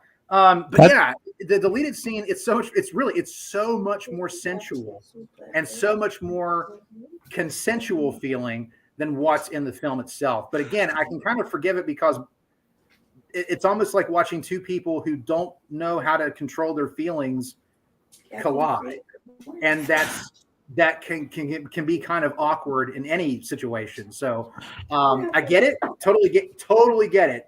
But I was able to kind of look at it because I was thinking about that as the scene came out, because I'm like, my girlfriend's not going to know what to think of this. Like, I'm interested to see what she'll do. And she actually didn't really freak out about it. She kind of looked at it, I think, from the same point of view of like, this is what happens when you don't know what it means to be in love and you think you're supposed to do this and it's supposed to fit like that, and it doesn't. It's really awkward. So I liked the I love you. I know. That's still the best. That's still the best. Yeah. Which Lucas hated that line and he wanted it out, but then when they showed it to test audiences and they loved it. It's the ultimate Han Solo line, man. We repeat it and we get, it's endearing. I don't know. It's just because the original line was I love you too, and Harrison Ford and Lawrence Kasdan were talking and they're like, I don't think Han Solo would say that. And Irvin Kershner was like, well, what do you want to say? Okay, let's shoot it. He's going to be like, I know. Yeah, dude, it's the perfect response, man. I mean, there's none better. Well, okay. But looking at that love scene, though, I can see where I can definitely see where it would feel problematic in this day and age. I really can. I'm not disagreeing with that at all. But I knew it was coming. And so it was interesting to process it differently today, knowing that scene was coming. And looking at it from that point of view of like almost like two children trying to figure out what this all means, it played pretty okay for me. Yeah, it's just interesting you bring up that there was a deleted scene, because I remember reading last night or the other day that in the original script, in Fancher's script, when he wrote the scene, he did have it more as a consensual. And they were like, "What's not?" It was a makeup thing with her legs to make it look like she was wearing stockings, and it had like a black makeup line that went up the back like stockings would. But like when he started touching her legs, you can see it smearing in the scene. Like it's there. I mean, like you can watch the scene, you can see it happen. But it's funny how it does feel more sensual. And so that's why I wonder. I mean, in Ridley Scott's mind, Deckard was a replicant. Okay, so if you know that, then you see in his point of view, this is a replicant and a replicant. And neither one of them understand how this whole love thing works. They don't understand their emotions because, hell, some of their emotions aren't even theirs. So how would that play out? And in that aspect, it's like, okay, I get the choice he made. I do. It's just interesting. I didn't know that because I remember reading Ridley Scott and some other people saying, well, it's not passionate enough. We needed to be more passionate. I think he was going for more of that like 1940s, like that tough guy that just grabs the girl and gives her the kiss and just, like that Humphrey Bogart kind of vibe, because it is very noir-esque. What is noir? It's not even noir-esque, it's noir. I think he was kind of going for that. But again, in this world where you're dealing with a person who's just found out that she has been manufactured, like her thoughts, her memories are not her own. Like, because right before that scene, she's playing the piano, and it's that beautiful moment where he's like, I heard you, I dreamt music. And she's like, well, I remember I had lessons, but I don't know if it's me or if it's Tyrell's niece. And that's so heartbreaking. Like, it's a genuinely heartbreaking moment. And she's feeling very vulnerable. He's very vulnerable. And I think that's just where the aggression of that scene comes from. I can totally see where someone would be very turned off by it. Like, I'm not saying that my interpretation is correct and that you're wrong for no. If you feel that way, if it elicits that response from you, hey, I get it. That's how you interpret it. But for me, I just was able to look at it a little differently today, knowing that it was coming. And it was interesting to me that as a 46-year-old Kevin, watching it now versus being 35-year-old Kevin or 20-something Kevin, I was able to see that scene a little bit differently. It was. I love the fact that I can revisit the film and take new takes on that film every time I watch it. So that to me was just kind of cool. I think that's a good thing to be able to do, is because I do the same thing as I get older. And Just a second. I mean, I think that's what makes it a great movie, is that you can interpret things differently as you get older and see like, oh, well, that play, either it plays different or it hits different emotions. Like you talking about getting teared up watching it, not only because of Rutger Hauer's passing, but your personal things. Like the last time I watched The Wrath of Khan, I cried like a baby. And I don't know if that's partly because Leonard Nimoy's no longer with us, or because I've had personal losses in my family. Like I lost a brother a few years ago, and I don't know if like that had a part to play in it. Like, Wrath of Khan gets me. Wrath of Khan and Forrest Gump get me every single time. Wrath of Khan for me strikes even harder now because of the loss of Leonard Nimoy. But that movie was the first Star Trek movie I went to the theaters to see with my dad. And watching that film after my dad had passed, really, man, let me tell you, it's, as you get older, truly go back and watch some of the films that you love and watch them with the eyes of someone who's had experiences now. The films you grew up with as a kid, you were just learning film. You were learning the language, the vocabulary of film. And now these things. You've had life experiences. Go back and revisit those films. And I think you'll be impressed with how well a lot of those films hold up. And I think you'll be impressed at how many layers were there that weren't there before when you first watched it. And some of those layers are going to be from your own experiences. And some of those are going to be layers that you just couldn't fathom at that time that were there all along. And I think that's the beauty of revisiting these classic films, and where Blade Runner will always be so high for me, is that it because of the nature of what it deals with, basically humanity, finite existence, the older you get, the more real that film feels. And it's not real because of the technology catching up or anything like that. It's real because of how you feel about living your life and your existence every day. There's something so potent about that, that's where the beauty of real cinema, where it comes back to you, man. When you can rediscover it, when you find it again later in life, and it's almost like watching again for the first time, because now you have life lessons, you have your own personal experiences, You've watched more films. You've got more cinema vocabulary. So now those films hit you on a whole different level, man. That's the beauty of rediscovering and discussing, like we're doing right now, discussing these films, getting new interpretations, getting someone else's background on it, someone else's take on it. It makes the film so much better because you get to realize that how I interpret it is not how you interpret it and not how he interprets it. And suddenly you get other perspectives and you're like, damn, I want to go back and watch it now with that perspective in mind. I never thought about it that way. And it will change the way you look at the film. And great films have the ability to evolve with you as you evolve as a human. Mm-hmm. Absolutely. So, yeah, there's a lot of things in this movie that they got sort of right, or with technology. Like, yeah, the video calling is right to a degree. Granted, they're using it like thinking that our standard telephone is still going to be the tradition of how we communicate with people, but they got video conferencing right. Yeah, man. Now some of the companies they're advertising no longer exist. Pan Am, God damn it, Pan Am, Atari and hey, TDK. Atari's still around though. Damn it, they're still around. They're just not as big as they used to be. But I mean, just imagine we were paying for you mentioned like public payphones.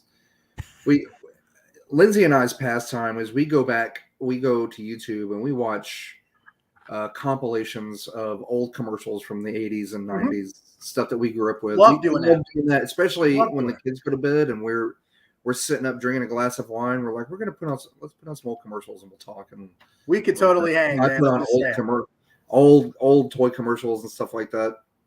So I'm sitting there and I never realized how many AT&T like collect call commercials we were still watching up until the late 90s or early 2000s. Don't think you about remember 1-800? Up till like close to 2008, 9, 10. Like as far as that, and then when you think of it, it is a long time ago, but it's not. No. And we were still advertising personal phone, stuff and collect calls and 1-800 dial collect and yada yada yada. So it's crazy how far we've just jumped because we don't have a home phone. We use cell phones. That's what we've adapted to.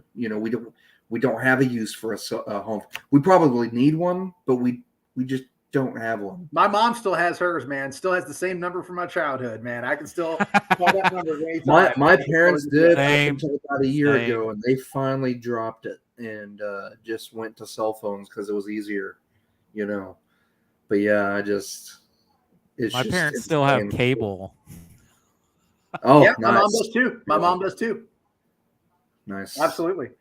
I think to me, like when you look at the technology side of Blade Runner, though, like, there are a lot of things they got right. There are a lot of things they got wrong, but they were going with what they saw. And let's keep in mind, I will always say this, and I mean it from the bottom of my heart. We will never be a cooler society than we were in the mid to late 70s to the early 80s, because look at all the advents in technology and entertainment and things that happened in that time. Mm-hmm. Like, we will never be cooler than we were at that time. And now kids see stuff today and it's like, oh, I can do that on my phone. And it's like, man, we were just getting like the idea of a phone that could be like not hooked up to a wall that you could walk around and hold. And like, I think about that all the time. I wasn't, like I said, I was born in 83, but I still remember enough of the kind of mid to late 80s from a bitty, little bitty tyke up until 90, I turned 10 in 93, so I still kind of got that gap in there. Yes, and I still remember a huge chunk of that. But you're right. My earliest memories are my sisters playing with an Atari. Yes, the wood grain. So I remember vividly us getting our first NES. And we got our Super Nintendo when we were on Daniel Street and so on. And then I remember in my college years standing in line for the Xbox 360. Oh, yeah. So you have a huge, from my earliest memory up until my college years, that huge jump in video gaming technology. And you jump from VHS and Betamax to DVD. Yeah. That was a stunning jump right there. Like man. we lived that, and a lot of people just brush it off as like, oh yeah, but when you really think about it, technology wise, we saw like that advancement is just amazing to think. We lived you're right. We lived from analog to digital. Yeah, we lived the you can analog. Honestly, have seen both of them living in your life like a regular part of your existence, man. It does. It's crazy when you think about it. My kids are straight digital. They were born in that digital, and they don't know any better. Like I started collecting VHS again, and my kids are like, "Why? What is that?" Well, because it doesn't exist anymore. These are all relics now. I have an older TV, and I'm searching for a VCR. But when I get one, they're gonna get a crash course in VHS because I'm that much of a cinephile. But yeah, just it's crazy, to think about. Anyway, go ahead. I will say one of the things I wanted to talk about with you guys are just some of the little minutia of the film itself, like in the storytelling and things. One of the things I have always loved, and it's something that you don't think about it the first time you watch it, but the more you go back and see it, and it deals with J.F. Sebastian. There's a really great thing where he talks about how he has Methuselah syndrome, how his glands age sooner, right? And then there's that moment where he meets Roy, and he's like, "You're like, what level are you?" And he's like, "I'm a Nexus 6." And he's like, "There's some of me in you." Yeah. Think about that. This is a guy who has an accelerated lifespan. Like his body is aging faster than it should. And you have these creatures that only live for 4 years. And you have to wonder, did Tyrell take inspiration from his Methuselah syndrome and put that in as the failsafe for the replicants? It's such a neat little thing, and it's such a throwaway line. But when you think about it, you're like, shit, there's some of me and you. What if that's what's in them? I've never thought of that. That's a good, mind blown. Dude, I mean, like it's a hell of a thing. And there's creepy, weird things in JF's apartment, like the two little the little androids that he has, the bear and the Kaiser. There's that one moment where he's sitting at a chair and the Kaiser's sitting up on the table beside of him. It's right after Pris has like sprayed her eyes black. And she's walked in there, and watch the Kaiser's face. He looks genuinely terrified of her. I noticed that. Yeah, he does. Unsettling. Like he's just sitting there like shaking almost. And he's got that weird apparatus on his face. Like, I don't know if it's recharging him or whatever. And he's just like, it's so unsettling. Every time I see that, it's so unsettling. But that's before they're revealed to be replicants to him, right? So I think that toy knew that. Yeah, oh, absolutely. Yeah, absolutely. Yeah, it absolutely knew. It knew something was wrong. So, and what I also love is when he's talking about the chess game, you can hear, and it really helps if you're wearing headphones, but you can hear like stuff being said on the soundtrack. Like it doesn't really come from anything in the room. It was added in post, but there's a line where he's like, where you see Rucker Hauer, he moves the chess piece, and JF's like, no, you can't do that. This will take that. And if you listen to the dialogue, you'll hear it. You'll hear, "We'll mate you." Like it actually says it will put you in checkmate. It's this really weird, like, I don't know if it's supposed to be coming from one of the little robots or something in his room, but there are voices going on, and it's so eerie and so otherworldly. Wow. But there's all kinds of little things like that in Sebastian's apartment in that scene. You can hear things talking, things that shouldn't have, voices are coming from things that aren't seen in that camera shot. And it's so unsettling and so weird and so wonderful. It's that kind of stuff that I love about the film, man. It's just lighting that shouldn't exist. The whole scene where he goes to do the test at the Tyrell Corporation on Rachel, that water reflecting light, where is that coming from? It doesn't come from anything. It just comes because Ridley Scott wanted to see it, and they have it. And I love that stuff, man. It's just all of these weird things that shouldn't exist, that couldn't possibly be captured in the camera, couldn't possibly be captured by the audio of anyone in that universe, and yet we get to experience it because the director wanted it. And why is it so bright in there? Because it's raining all the time in this movie. It's so great. I love it. There's so many things about the film, like on that level, when you start really getting down into the depths of it, there's just so much to soak up. It would rain at a lower level like that, wouldn't it? Constantly, like if the buildings are so high, yeah, it's like a whole other atmosphere almost. Like, so I could see it and the rich people live above the clouds. Exactly, they're above the clouds, man. The sun is constantly there. I didn't think about that, but that makes sense because of such how high rise. Yeah. And that brings up like the whole class issue, which has been an issue since the dawn of time. But I feel like since the Reagan era, it has been very present of like how wealthy the wealthy are. Yeah. How hard it is for people in the lower class to even get in above where they are, just to be at status quo.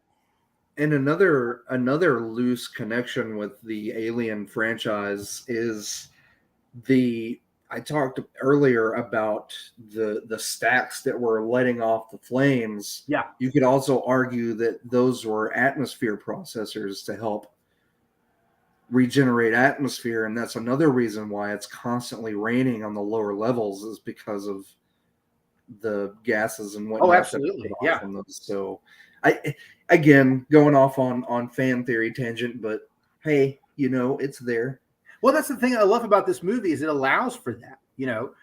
I love the details of just like, like the little street people, like that attack Deckard's car to take the pieces off of it when he's doing the phone call with Pris. Like, just these guys, that's their whole life, is they get all this junk and try to sell it. I love going into Chew's Eyeworks with the great James Hong, Lo Pan himself making his eyeballs, and then he's got this giant fur coat with these tubes going into it to keep him warm. And like the fact that would be created so that all he has to do is sit in this little cold ass room and just crank out eyeballs. Like, it's so bizarre and so weird. And they actually filmed that in a freezer. They actually filmed that in a cold storage, right? Yeah. Yeah, it's like an actual like freezer. So they were really that cold. When you see their breath, that's legit, man. I mean, it's really that cold. So there was actually a deleted scene. They didn't end up filming it, but they were going to have where Deckard and the cops go to the Eyeworks place, and Chew was there all frozen, and someone accidentally bumps him over and he just shatters.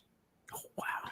That was actually a scene that they had written that they didn't get to shoot, but that was originally supposed to happen. So I'm like, you described that, and I feel like I've seen that somewhere, but maybe it was. Well, do you remember if you've seen? It much look like the T-1000 getting shattered in Terminator 2. You look a lot like that. But also, there's a deleted scene. I saw it in the documentary where Deckard actually interviews the guy that Leon shoots. Holden at the hospital. Yep. Like he's just like a vegetable in the hospital. He's in a giant iron lung, basically. Yeah. Yeah, because Holden's the one he's talking to about Rachel, because he's the one that kind of tells him, he's like, dude, don't fall in love, Deck. They're not like us. These things are on a different level. Holden's he's terrified because he's supposed to be good. And that's the whole thing I love at the beginning. He's like, well, you put Holden on it. He's pretty good. And it's like, well, I did. And he'll be fine as long as no one unplugs him. It's like, Jesus, I love Holden. Morgan Paul does such a great job in the short time that he's there on screen. I think Holden's a great character. I would love to see, like, if they were to do like a sequel or something like for this TV series, I would love to see like shit that Holden was doing. Like what other cases did he see before he got involved with Leon? Like there's got to be some cool stories there, man. Shit, Holden's a cool character. Speaking of that, the actor's performance and the character's design, like the way he's puffing on those cigarettes is just so noirish. Like they emphasize the noise. Oh yeah. Like every time he takes inhales. Yeah.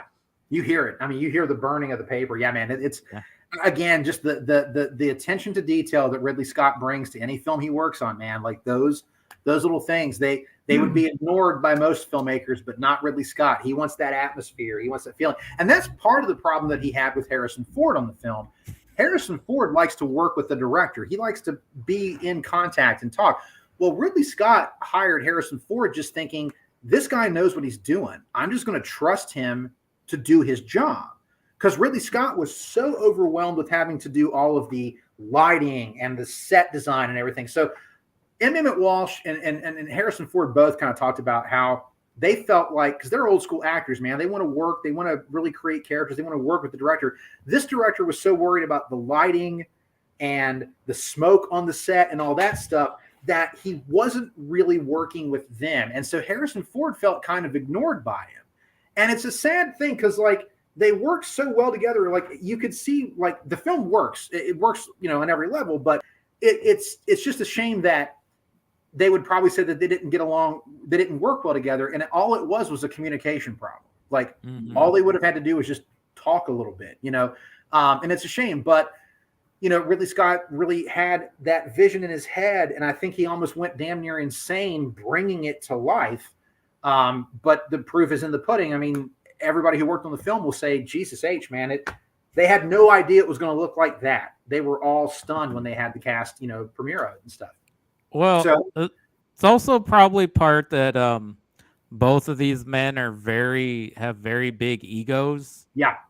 I mean, Ridley Scott, even though this is only his third film and he had a lot of pressure riding on this movie, but Harrison Ford, even before he was a movie star, like, he was giving George Lucas hell about the dialogue in the movies. And he's like, well, you can write this shit, but you don't have to say it. You don't have to say it.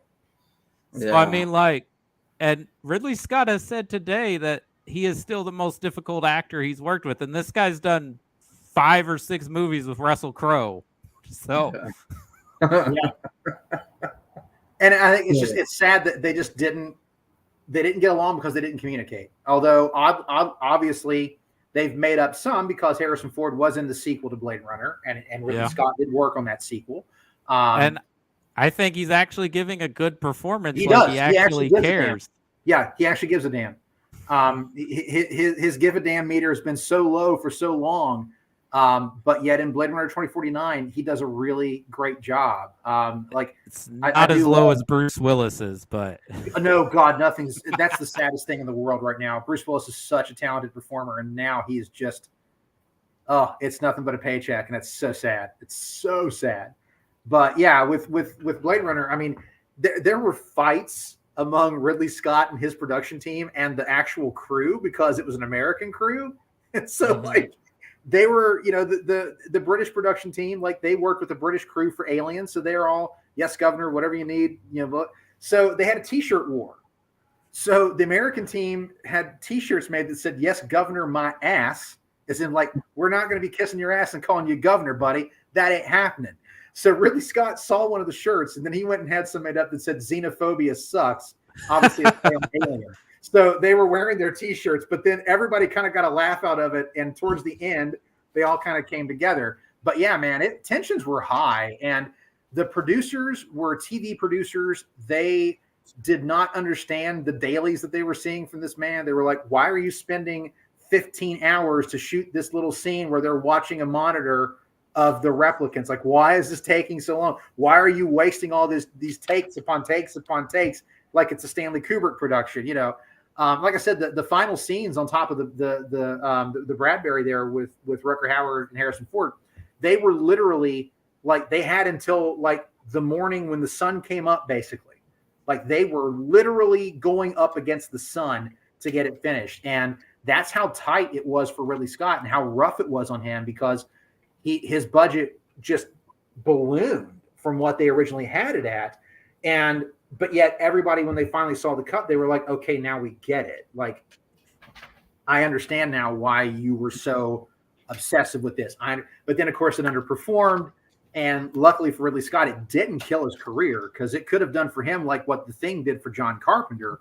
And it basically killed his career for some time. Carpenter. I am amazed that he did Legend immediately after this, though. And what's funny is, dude, like I was talking to a friend of mine in college one day. I'll never forget this. He was like, man, it was like 3:00 in the morning last night. And I was watching this movie and it was like, oh my God, it was like the most like spectacular looking movie. I'd never seen any movie that looked like it. It was just incredible visuals. And I'm like, well, what was it? He's like, it was Legend by Ridley Scott. And I was like, yeah, dude, that film looks amazing. Like, holy shit, that film looks great.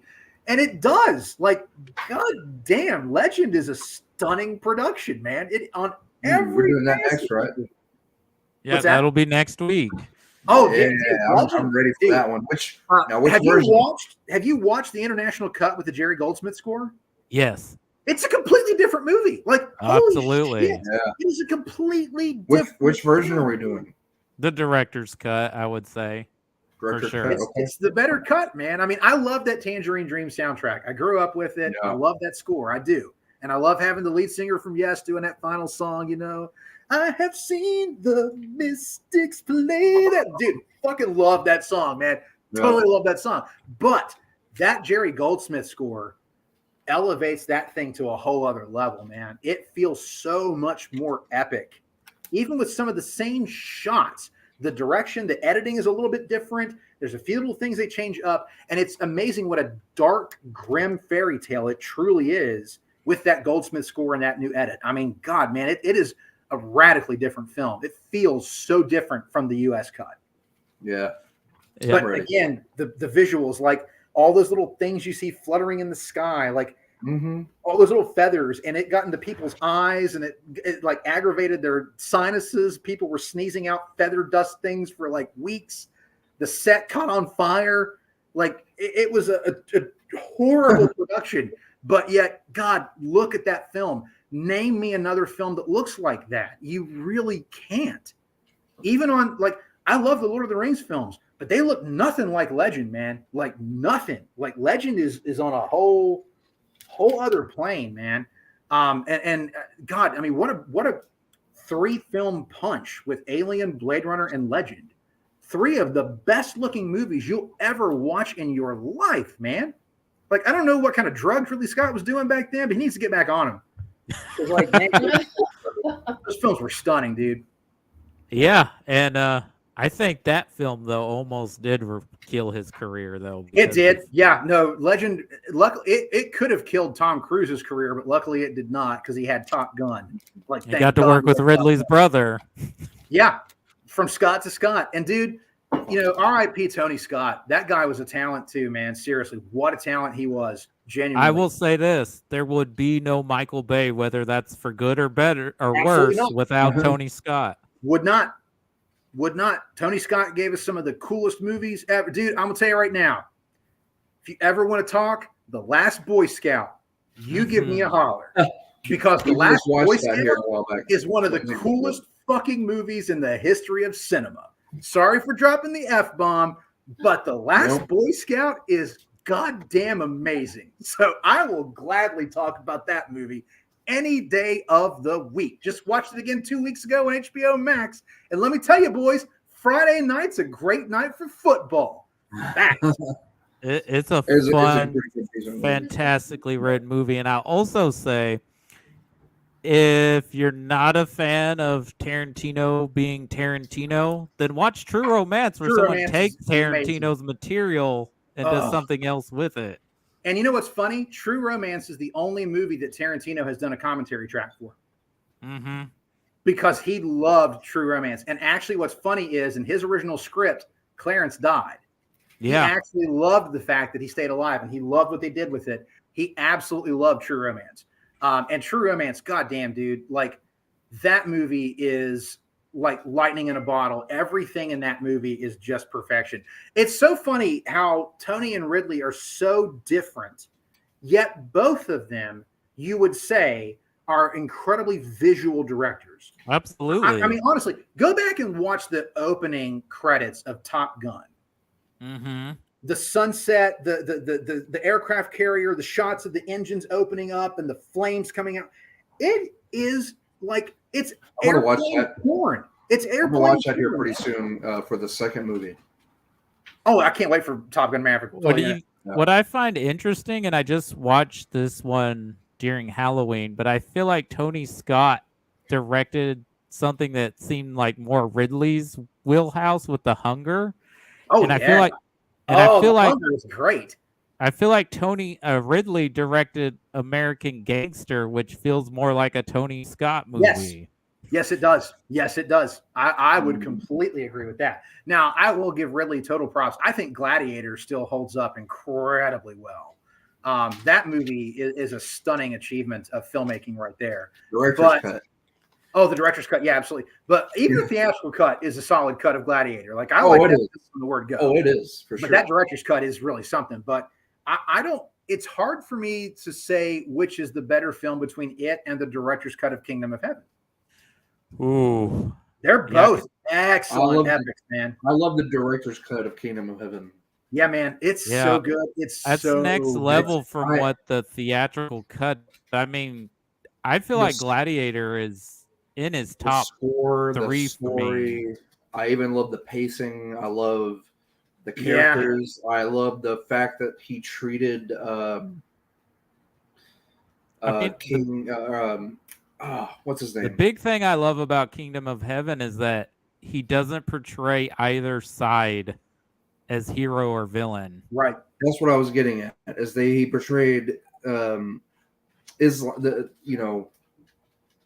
Islamic army as they weren't really the bad guys. He portrayed both sides really well in what they believed they were fighting for over Yes. Jerusalem for. It wasn't biased to one side, and they showed the atrocities of each side. So it was really well done with what's his name's story woven in there. You get kind of a big history lesson out of it too. But now I was going to ask, when it came to Blade Runner this week, which cuts did you all watch? Now, Chris, you said you watched the final cut. Cody, That's what I watched as we was both the final cut.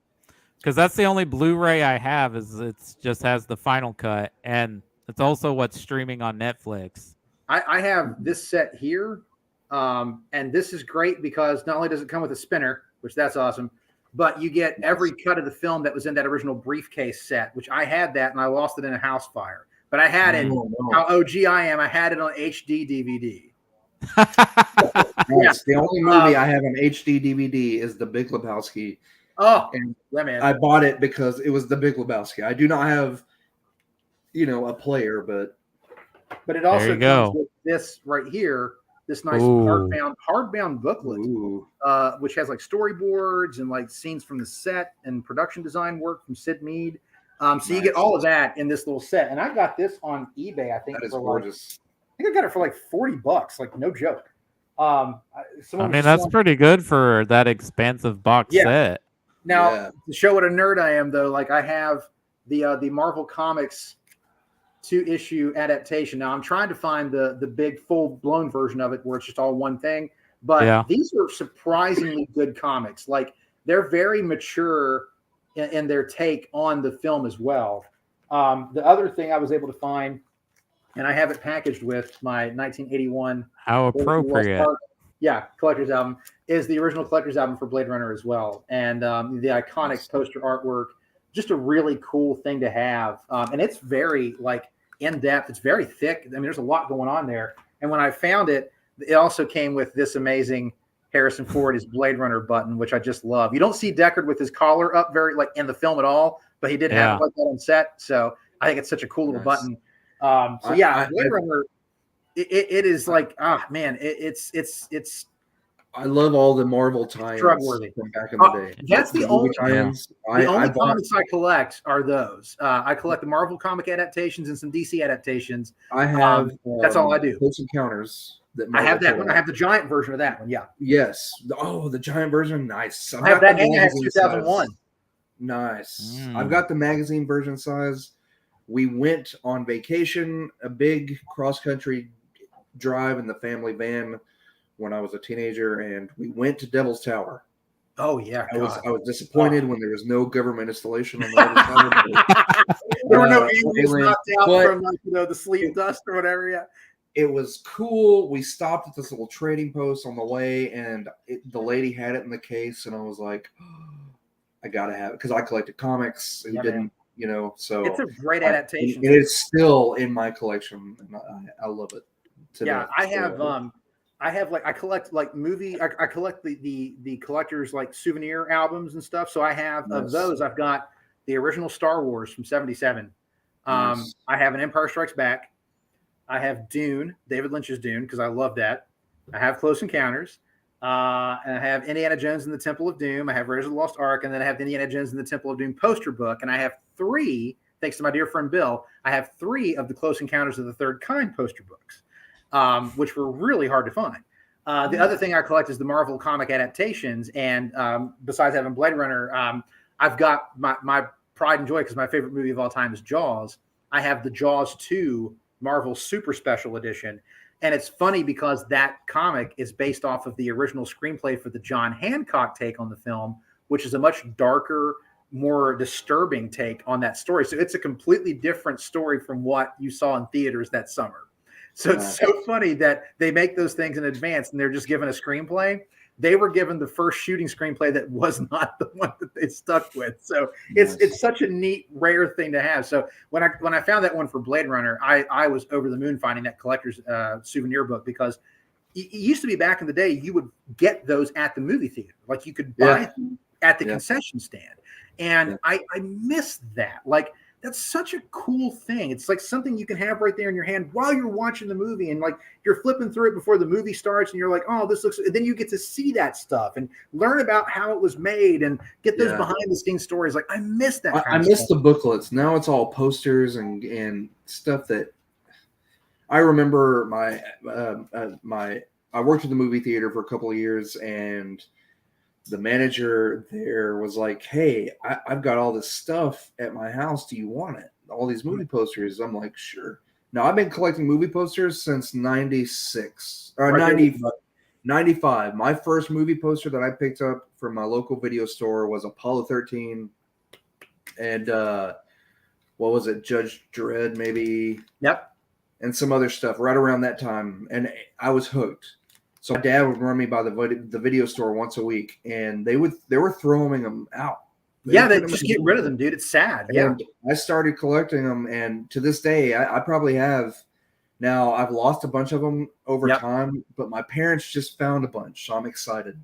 Oh, yeah. If the rats hadn't gotten to them, there's some gold in there, and I'm talking about some classic, like mid to late 90s, early 2000s movies in there. But anyway, so he's like, do you want this stuff? I'm like, heck yes. So I go and get it, and it's all this, not only all these movie posters and banners, but the promotional stuff that goes with it that he just never gave out. You never see it. And I'm talking about cool stuff like t-shirts and hats, and they had these little doggy bowls for cats versus dogs that were meant for popcorn bowls for kiddies, you know. And one of my favorite things, and I still have it to this day, was Death to Smoochie.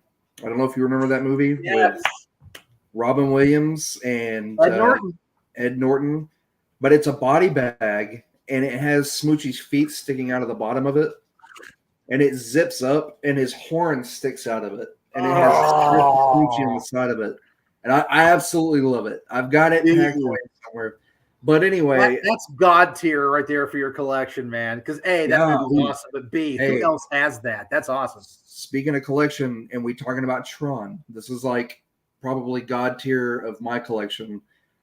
I was gifted there was a gentleman that used to come in my shop, and he worked for Disney. Okay. Oh. And he was a puppeteer, and he did a lot of the stuff in the parades and stuff. He and his brother were actually both puppeteers. Oh. And he was a puppeteer in the Lion King and Finding Nemo show for sure. Got to meet tons of people, but he gifted me a film cell from the Tron movie, and the way they filmed it and added the layers of cells over it for the different effects, and it's one of those, and it's a black and white matte of what's his computer name? Jeff Bridges. Flynn. What's that? Flynn. No, Flynn. Not Flynn. His Clue. I'm sorry, Clue. Thank you. It's at the beginning. Clue's in the tank, and it shows him in the tank, and then I got that, and then one plastic sheet that went over that where they had started the The the coloring. color, Yeah. the glow effect. Yes. And I've got it rolled up in a tube, and I've got to frame it. I've been wanting to frame it for like probably. It's been about 13 years now since we closed. So yeah, about 13 years, and it's been rolled up in a paper tube. That's somewhere. my original 1982 Tron print right there, man. Oh, You nice. can see the folds in it. They used to fold them back in the day. They didn't roll them in tubes; they'd fold them. But that is my beautiful Tron poster. It's one of my favorite posters of all time. And I was able to find the Blade Runner one as well. It was pre-mounted because someone had it framed, so it's mounted to this like hard board stuff. But it's the original poster from '82, and it's perfect. I mean, it's in great condition, and it's one of my favorite posters of all time. Like '82, again, amazing year for film. Two of my most favorite movie posters of all time. Two of my favorite science fiction films of all time. You know, Tron and Blade Runner. So what a cool year that was for film, man. The guy who gave me this, his name is Trevor. He still lives in Nacogdoches. Oh, speaking of Tron, okay, and this story made me sick, and I played on this machine. He goes, oh yeah. Yeah, back in the day, the Pizza Hut here in Nacogdoches, they had the Tron arcade machine. Yep, beautiful machine. And it sat in there for years and years and years. And one day I went in there and I said, "Hey, are y'all ever going to sell it?" And the manager was like, "Yeah, I'll sell it to you for like $300." So Trevor bought it for $300 and took it home. And I was like, "No way. That is the luckiest freaking find ever." Anyway, sorry. I know we're getting the summer of '82, there's a lot of things that intertwine. Tron and Blade Runner, I talk about almost like in tandem because of the fact that Sid Mead designed both of them. Both of them were hugely influential for me. I dearly love Tron. Like, I dearly love Tron. I would be down for a Tron double feature at some point. So it's a great. I have Tron Legacy. I also have that in 3D, and oh God, is it stunning! Ooh, but as much as I love Tron Legacy, and I do love Tron Legacy, what an amazing soundtrack too! Oh, that Daft Punk soundtrack is what's up. But I'm gonna tell you right now, I love the Wendy Carlos soundtrack from the original Tron. I think it's so perfect for that film. Much like Vangelis' score for Blade Runner, they're so non-traditional, and yet for the films and the worlds that they inhabit, they are note perfect. The Vangelis score for Blade Runner is, to me, like. And it's so funny how long it took to get that on CD. Like, the original way you could get that soundtrack was from the book on Blade Runner. Paul Sammons refers to it as the replicant take on the score. It's some like new so-and-so harmonic orchestra take on the Blade Runner soundtrack. It's not Vangelis. It's a regular like orchestra, and it just is awful. Like, it's just awful. And that was the only Blade Runner soundtrack until like 1993 or 94, when Warner Brothers finally released the Blade Runner Vangelis soundtrack. Now, the funny thing about that soundtrack is Vangelis has been on record as saying he never plays the same song the same way twice. So when he was scoring Blade Runner, he was composing it as he felt when he was seeing that for the first time. It's a very emotional score. So when you listen to the soundtrack, it's got some different takes on the same tunes that you know, but they don't end the same way or they don't go the same way because he was in a different mindset when he recorded them for the soundtrack. So it's not the exact soundtrack. You know what I call that? The Grateful Dead effect. Yeah, that's fair. That's fair. It is a very good because they play. You can listen to their songs live, especially live. Yeah, every single one of them is going to be different, but the same, and that's why the fans love them. And that's not everyone's a Dead fan, but I am, because, hey, you know, I'm a huge Bruce Hornsby fan, so by default, I became a Deadhead because of Hornsby playing with the Dead. And Hornsby's the same way. When he plays live, it never sounds like it does on the recording, but you still know what you're listening to. You totally. It's familiar, but it's just such a different take. Every one of them is just a different take, and they just sound lovely, and they're just so. It's now you can find it on YouTube, and you can find print copies of it. But there is a bunch of fans got together and basically pieced from different cuts of the film what's known as the Esper soundtrack, and it is like every track in the film. Now they did that for Ghostbusters 1 and 2 before they released the same sort of thing on on Same sort of CD, thing. So you can buy CD prints. Now, like again, they're made by a person on their computer, but you can have like a hard copy, and then you can also find it on YouTube. Now that's named after the machine that Deckard puts the photo into and does the whole enhancement scan. That's called the Esper. That's where they got the name for it. That was another one. The Esper is such a cool concept. No, the thing is, like I was just getting ready to say when we were talking about neat little things in the film, the Esper is one that is kind of problematic in that is the image that it's creating, is that real? And if it's not real, then it's a fabrication by a computer, and you're going to use that to try to enact like law enforcement. It's kind of like, that's kind of shady. And I love that. Like, again, that whole idea, but I love the technology, and I love the fact that it was literally done with a photographer holding a camera, like a regular camera, and just literally taking pictures in a row. And then they stack that in to make it, they add the little layover with the computer stuff, and it looks so cool. And like, oh my God, the computer's doing it. Nope, it's a dude holding the camera, just walking through the room, man. It's as lo-fi as it can possibly be. And yet it looks so cool. When he's using it, it looks really cool because it's like you being on Google Earth or something where you're like, let me zoom in. But then when they print out the picture, it's like a Polaroid picture. Yes. And I love and this makes me laugh if you've seen Super Troopers like I have. Yes, enhance every time, dude. Every time. Enhance. That is so. It's got to be. He looks around the corner and he just kind of looks up and grins like, "Okay, I'm sorry, I had to." I feel like that's a complete homage to Blade Runner. It has to be enhanced. Oh, it is. That's what I always figured he was doing. He was just he was sitting there just like pretending he was in Blade Runner, like enhance. Yep. Enhance. And then the lieutenant like looks around the corner like, you dumbass. Like, yeah, it's Super Troopers is please get to work. And he looks at him and gives him this grin like, hey, it's Blade Runner, you know? What are you gonna do? Yeah. But no, I love the Esper sequence because I love the idea of like that he has this computer set up in his apartment that's hardwired to the police department, you know, and like he can go through and analyze all this stuff and have it print out right there and stuff. It's really cool. Like the film itself, like I love the atmosphere of the world. I love the look of the cars. I like that there's the older cars that have been like retrofitted with stuff on them to make them work in this universe. Like I like that the buildings are older buildings, but they've got things like tubes and stuff.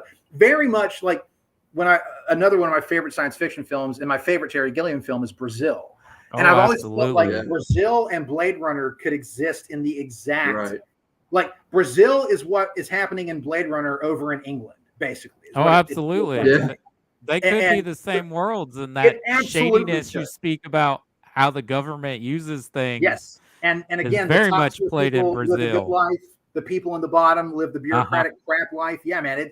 It very much feels of the same universe. And I love that in Blade Runner, you know, like you've got so many cool little set pieces. You've got Taffy Lewis's bar where Zora is and the whole thing that happens there. You've got Anemoid Row where Deckard's finding out about the scale and what is it? Is it a fish? No, it's a snake. And you got to go talk to the snake guy. You know, you've got the police department sets. You've got, you know, all these cool things happening in that movie and that world that it's still to this day here in 2022, man, we're now 3 years in the future from that movie, for crying out loud. Yep. And it still looks so amazing because it was so much of it is in camera.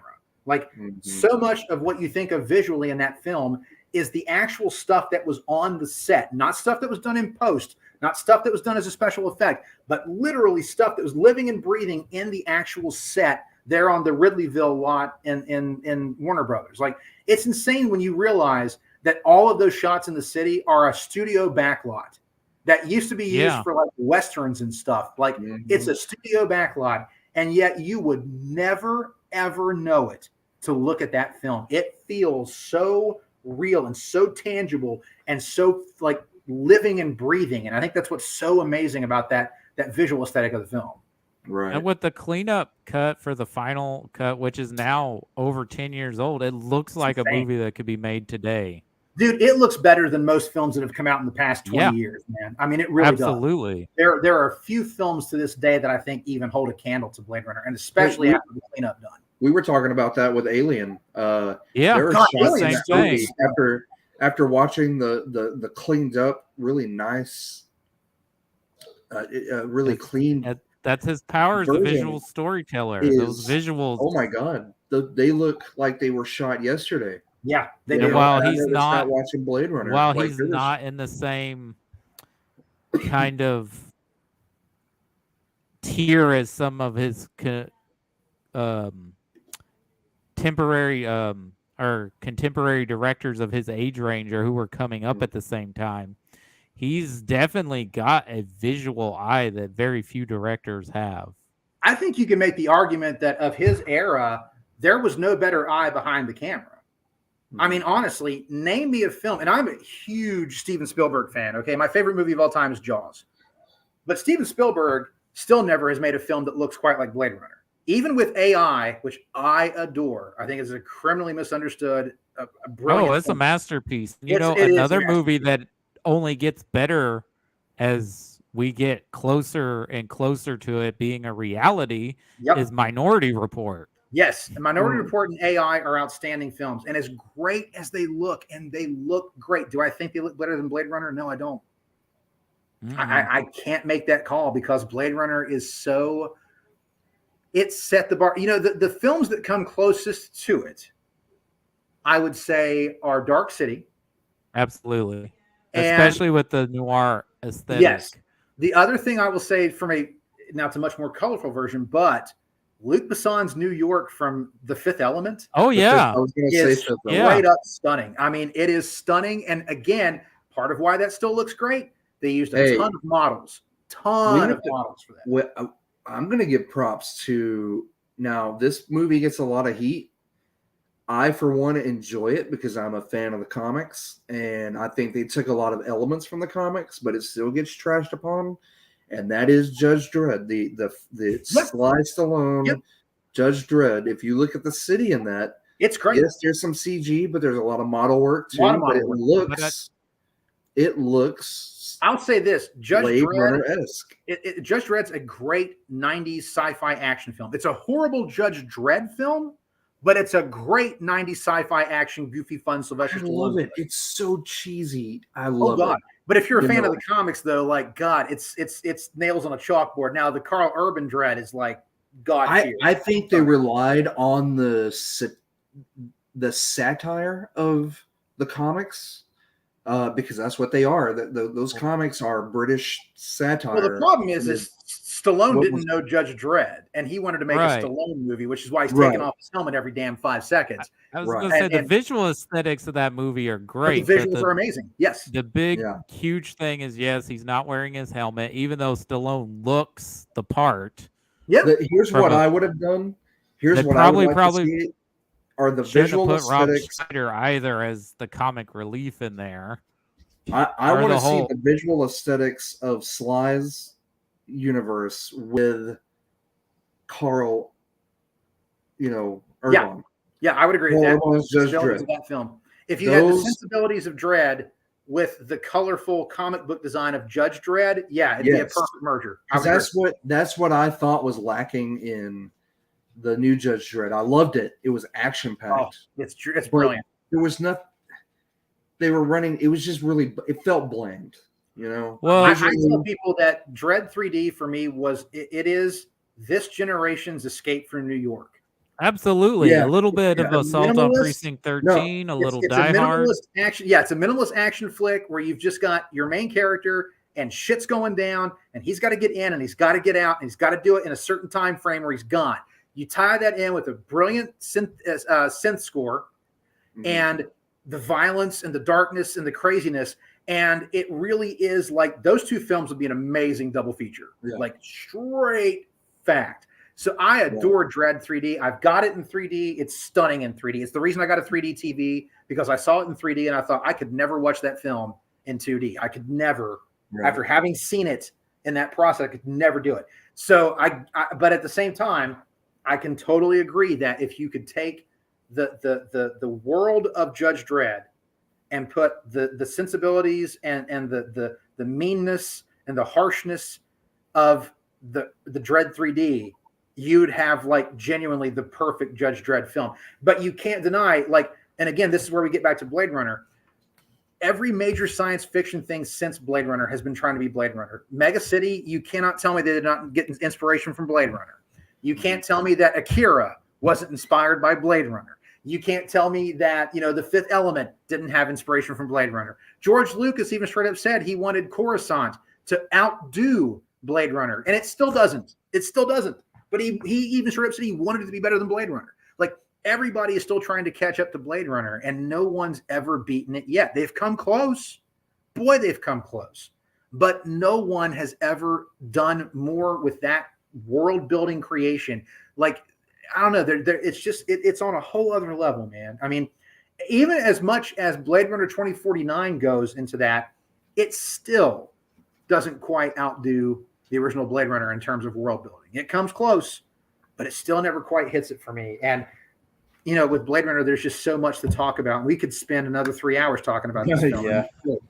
Yeah. It's really easy to do. One other thing I wanted to bring up before we kind of wrap up, or Sure. if there's something else you want to bring up, I like, and I think this is the first time I kind of noticed that there was some significance as you talk about the little subtleties that Gaff's little origami character. Yes. So, like, the first origami he makes is a chicken, which is this Deckard doesn't want to do the job. Deckard doesn't want to do the job, so he's basically calling him a chicken. And then, of course, the man he makes, Yes. and then Because the he met unicorn. Rachel, so now he's got an erect little dude. Yeah, man. Yeah. I do have a question. Was this now Mr. Almost is Hispanic? Yes.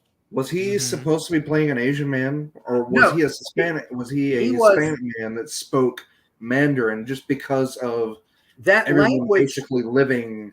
right? The language he speaks is called City Speak, and he actually created it himself. It's a mixture of Japanese, Hungarian,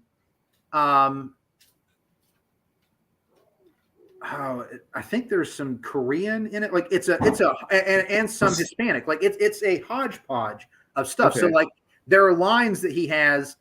There's a line that when he first goes to the noodle place to get Deckard, and you can hear some Japanese in it because he even says like "hoi," and it's just like that. But like the first line when he's like, tell him he's got the wrong guy, and he says "lo fa," something Blade Runner. Yeah. Lo fa is Hungarian for horse dick.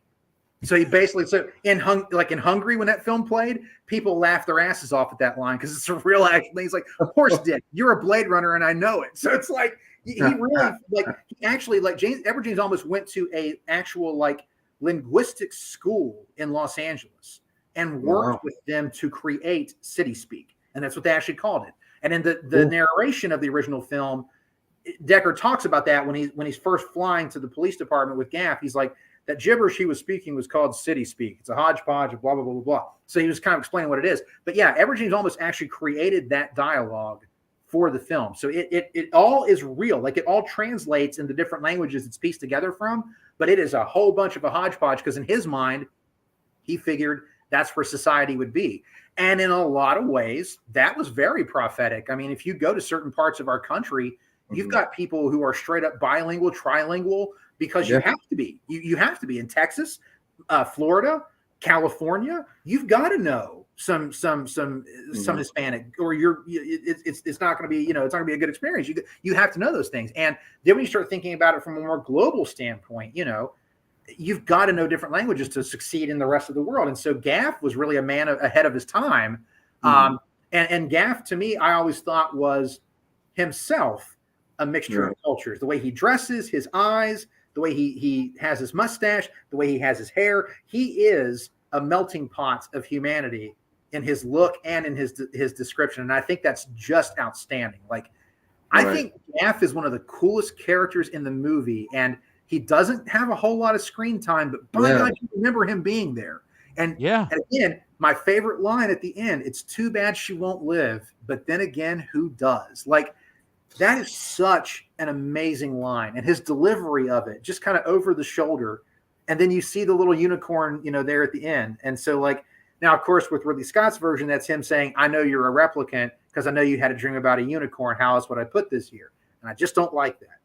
But in the original cut, it's just his little calling card of saying, I was here and I knew Rachel was here and I'm letting you all go. Get the hell out of Dodge. So if So if he wanted him to be a replicant, would that mean he only would have been alive for 4 years, or is he That's a the whole longer thing. life replicant? Yeah. And That's the whole thing. another thing, I think, if he's a replicant, then Roy wouldn't have damaged his hand as bad as he did. Right, Like, he would have been able to. Roy winced in pain. I think they could feel pain. Oh, they to could a feel certain pain. extent. He could feel pain, but he wouldn't have broken his fingers to the point where he can't shoot a gun. Yeah. Right. And Well, I no. think the if other you- interesting- Well, listen, when he broke his fingers, he only broke two and put yeah. his gun back in his hands. So Yeah. because it was a game to him. Yeah, that's right. absolutely. That's right. Well, what's funny is Ridley Scott was interviewed about that, and he was like, well, what if Deckard was like a Nexus 7? And they're so perfectly human that they're not super strong, and they're not this and that. And I'm like, but that's just such, like, why would you make that? Yeah. Why would you make a machine that is absolutely as frail and as fallible as a human being? If you're going to make something to work as slave labor or to work as a combat thing, you want that thing to be way stronger and way more potent and way more amped up. You would not want it to be just like me, like trying to jump across a building, because I don't even make it to that girder. I fall. Like, it's that simple. Right. Why would you make that machine? That makes zero sense. And so again, that's why I will never buy Deckard being a replicant. But there is the line that Gaff says to him before that one line is a truncated line. The original line that Gaff says when he throws his gun to him is he says, "You've done a man's job, sir, but are you a man? It's getting hard to tell around here." And I kind of wish that was in there, because it gives you just enough as an audience member to make you think maybe is Deckard a replicant? Because even Rachel has that line. Have you ever taken that test yourself? You know, like that's there. Like you've planted those seeds, but you still don't have to beat anybody over the head and say, yes, he is. No, he isn't. And you can leave it up to the audience to interpret themselves. And that's why I hate the unicorn dream sequence, because it's basically Ridley Scott not giving you that ability to decide for yourself. It's basically him spoon feeding you to say, remember that unicorn at the end? Remember that? Yep, he's a replicant. There it is. It's all right there. Proof's in the pudding.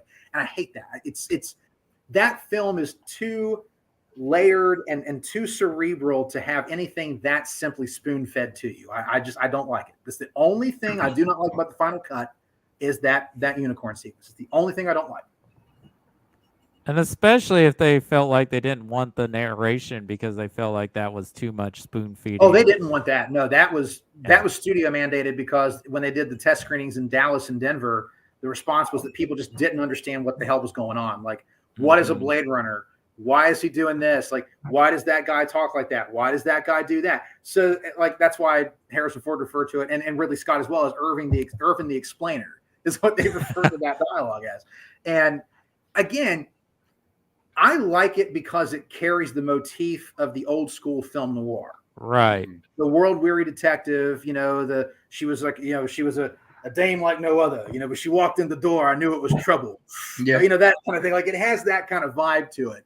But again, I would almost like to have Harrison Ford go back and re-record it now and really like put the emphasis into it. Maybe even have Hampton Fancher and David Peoples rewrite a little bit of it, and really give it that Raymond Chandler vibe that it truly deserves. Now, again, I will totally watch it with the narration. I have no trouble doing it. Watched it today like that. But it is clunky, and it is problematic at points, especially with the tears and rain scene. Even Ford was just like, God, that's just like, it's like just taking a shit right in front of the audience, basically. It's such a bad call.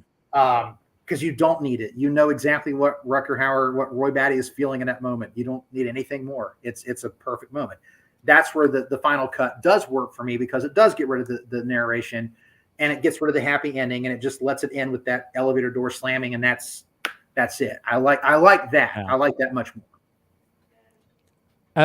Go back and answer your question, Chris. On top of the backstory, Kevin, you gave us for Edward James Olmos and his performance and what led to that, I think for a character standpoint, he's a city detective. He's got to go to all different parts of the city, so it would be helpful that he can speak multiple languages. Oh, absolutely. Yeah. Gaff makes perfect sense. And I like that. And in the narration, they talk about it more, that Gaff was basically gunning for a promotion, and he didn't like having to work with Deckard because he thought Deckard was a slob. He thought he was useless. Basically, he's washed up. I'm the better guy. Put me on this case, not him. So Gaff has a real beef with Deckard right out the gate. And you can see that in the way that he acts towards Deckard. But at the end, you see that respect because he knows what Deckard, obviously, Gaff shows up with his gun. So obviously Gaff has been inside that building. You can kind of basically make the argument that Gaff has been like watching him the entire film because he probably had. And that was probably whatever Emmett Walsh's name is. I can't remember. He probably told him to do that. Yep. Yeah, keep an eye on him. Make sure he does his job. Yep. Yeah, Bryant is also a great. I mean, Emmett Walsh makes any film better. He really does. And I'll never forget one of my favorite reviews Roger Ebert ever gave was how much he hated Wild Wild West because it was the first movie that destroyed the theory that Emmett Walsh makes any film watchable.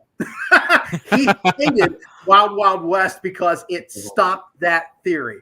And he's right. Wild Wild West is trash. But Emmett Walsh, God bless him, he's awesome in anything he's in. And he's so great as Bryant because I like that there's discussion like in like the making of the film and some of the deleted scenes. Like Bryant has a stomach problem, which is why he pours the 2 drinks for Deckard and doesn't drink one himself.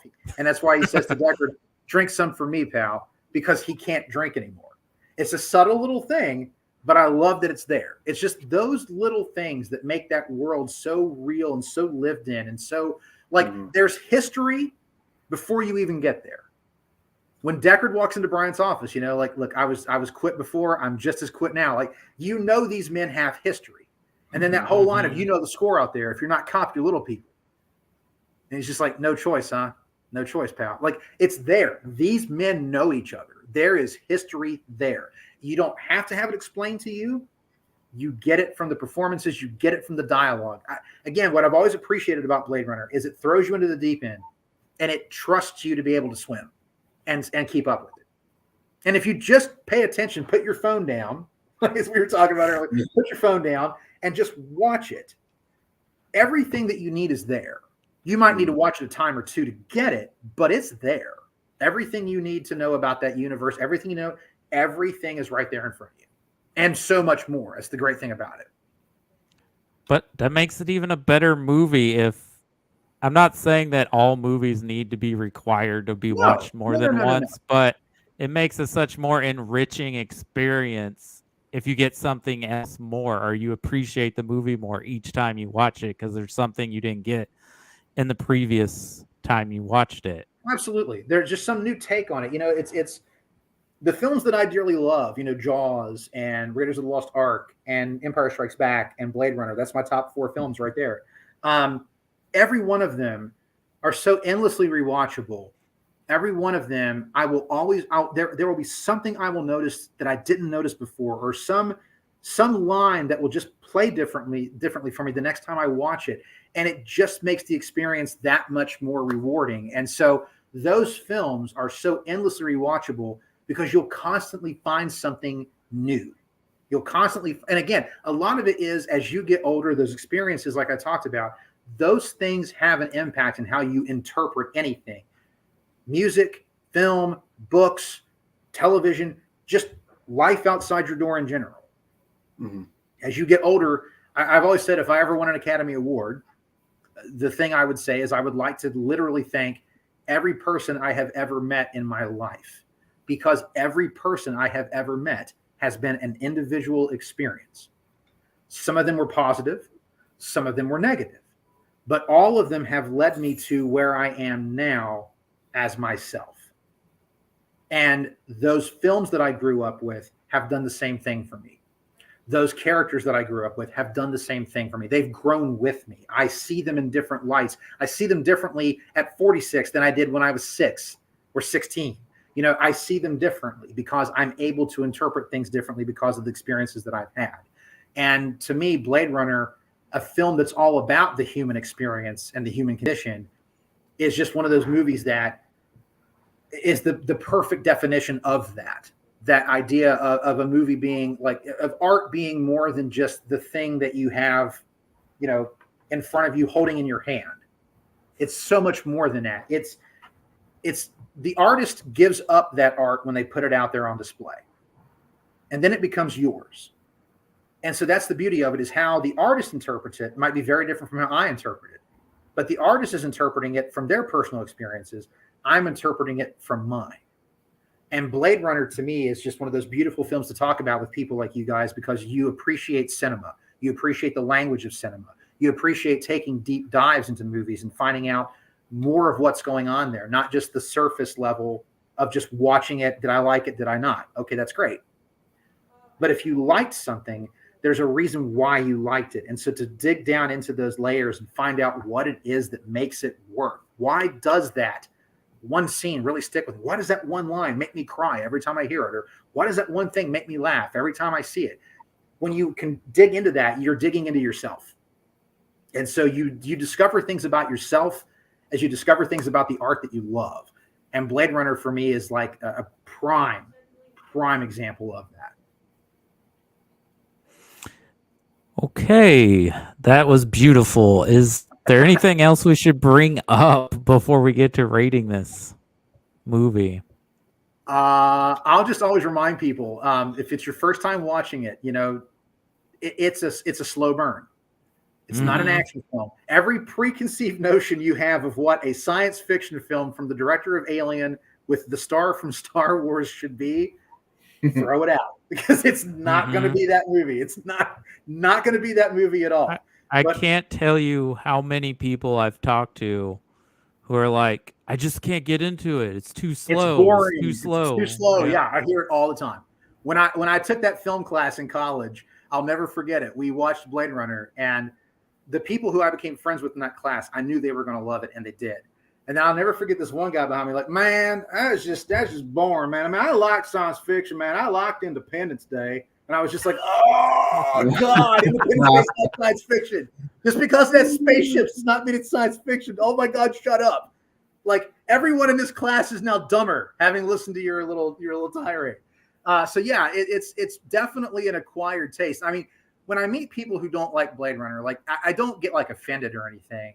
I'm just like, I get it. It's not everyone's cup of tea. It's a very weird film. I mean, it is. It's a weird movie. It's a heavy movie. And most of the time, like most heavy films, I don't normally want to watch over and over again because it takes a toll. There's a reason why I've never watched Schindler's List after seeing it in the theater. There's a reason why I have only watched Requiem for a Dream one time. I own it. I have only watched it once. I don't know that I will ever watch it again. The Road, another prime example.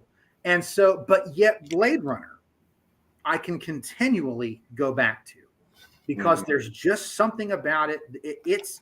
It's humanity. And it's so funny how many people are like, it has no emotion. And it absolutely does, man. Take a look at it again from fresher eyes. Take a look at it from more mature eyes. There's a lot that film has to offer. And it does have some action. It has gorgeous visuals. That final scene, even though it's not really a fight, is just breathtaking and exhilarating.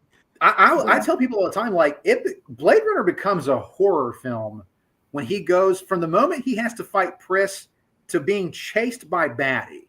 That film's a goddamn horror film because when he first walks into that room with all those dolls and that laughing doll that just keeps laughing, that whole room is nightmare fuel, dude. Straight fact. That whole room is fucking nightmare fuel.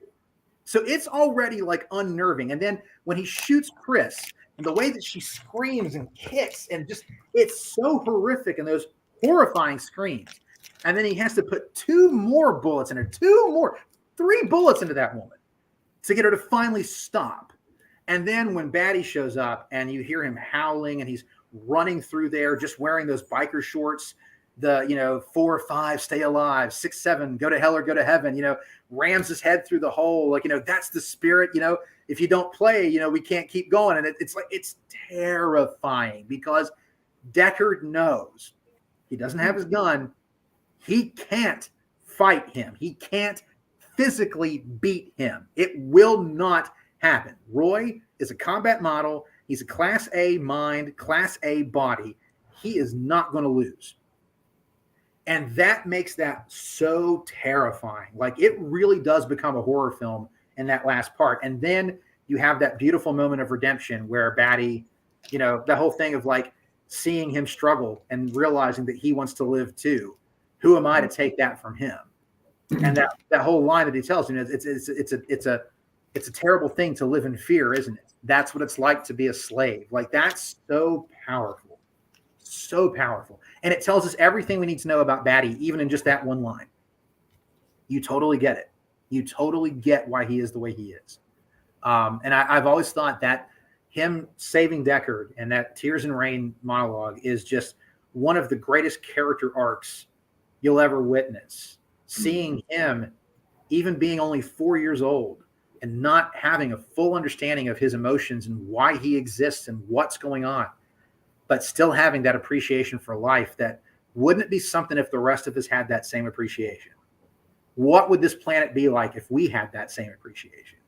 Blade Runner, you know, is not afraid to ask those questions, and it's not afraid to have that position. And I think that's what makes it a film that will stand the test of time. It should be discussed in every film school class from now until the end of existence, because it's just everything that film should be to me is in that movie. Again, I know there are flaws in it. I know there are all kinds of little mistakes and stuff, but it's a perfect film to me. Just like Jaws, I know there are flaws in it, but it's a perfect film to me. Raiders of the Lost Ark, perfect film to me. Empire Strikes Back, perfect film to me. Yes, there are flaws. You can go through and find flaws in anything. Oh, I'm going with perfect film on this one. That's my rating. It's straight up perfect film. Chef's kiss. I mean, but another interesting thing about the Shining connection is Tyrell is Yes, the bartender in bartender. The Shining. Yeah. Yeah. But Richard we Kelly's do a great have actor. yeah. And apparently he couldn't memorize the lines because they were so techno mumbo jumbo. They would hold cue cards, but he couldn't see them because of the glasses His they glasses, made him yeah. wear. But what's cool is they actually worked with the scientists, like all that mumbo jumbo at the end where he's talking about like the different proteins and everything that they tried to help give longer life.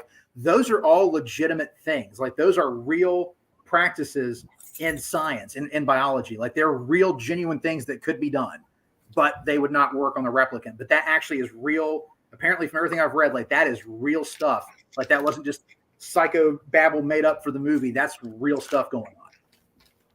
And that's what makes the weight and the seriousness of the scenes and the dialogue even more powerful, is because it's coming from realistic We things didn't in even life. talk about that, but the scene with Tyrell when he goes to confront him, the chess game, basically, the music in that, the lighting in that. Eldon Tyrell's is wearing what looks like the most comfortable robe ever made for a human being. It looks like it's made out of the clouds of baby angels. It's stunning. And what a beautiful, beautiful robe.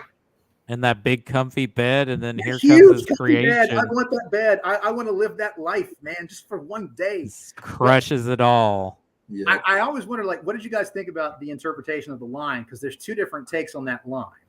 Yeah. The original cut has him say, "I want more life, fucker." But the other take, and it's what you can actually see him saying in the movie, is, "I want more life, father." I mean, which version to you works better? When I was younger and like listening, I would think, "Oh yeah, it's so intense to say the F word," but like it's far more powerful because he's staring like at his father creator. better. Yeah. And he's like, "I want more life, father." Yeah, that's your son. The prodigal son returns, and he even says that. And I think that scene is so chilling because when he kisses him, like I genuinely believe that's a real symbol of love. Like he does love his creator for creating him, but then just taking out his life right there in front of him. And again, that movie, the thing I love about Blade Runner, we didn't even talk about the eye motif, how the eyes are the windows to the soul. And what does he do to Tyrell? He completely takes out his eyes. His eyeballs. Like that's so chilling and so telling. It's such a horrifying moment. And they originally were supposed to have where he did that and then looked at Sebastian and said, "Where's the real Tyrell?" And they were going to go up one more floor and find Tyrell in a sarcophagus that was supposed to be him being frozen, but Sebastian messed something up and he died. And he was not telling anyone that it had happened. That was actually supposed to happen. And then he was going to literally, like, basically smear Sebastian all over the walls of that sarcophagus. I like how they did it It's more powerful, and I like that he feels bad that he has to kill Sebastian Yes, now. I do too. I think that the way it is fine. But I always love hearing about these alternate takes of these movies that could have been. Like, it would have really changed that scene if you have that going on. And then at one point they were going to have that his brain, Tyrell's brain, was inside of a shark.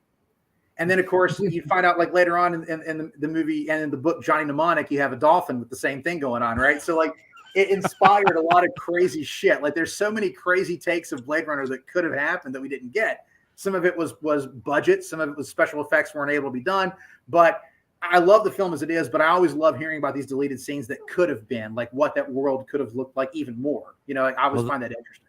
The sarcophagus would definitely even connect it more to alien aesthetic too. Yes, it would have. Yes, it would have. So there's so many, ways you can look at what Blade Runner could have been, but in the end, what we got is just, I mean, to me, it's a perfect movie. It's everything that science fiction should be. It's thought-provoking. It's the idea of kind of spitballing what the future may look like, and not just in the idea of the technology, but in society. Like, what does society look like? It does all of that. And then, of course, it has just those moral questions, like, again, why are we here? What is the point of existence? Like, what is it all about? And you get that in this really awesome future noir. The best way to describe it is the name of that book, Future Noir, that just has all of these things to offer, man. I mean, it's all there. So I'll close it with that. We've done it an awful lot. I love the motif of the eyes. I love that the Voight-Kampff test is all about testing the eyes, because again, eyes are the window to the soul. I like how they do the light reflection in the eyes so that you can kind of tell who's a replicant and who's not, even though that's just done for us. They don't see it in the movie.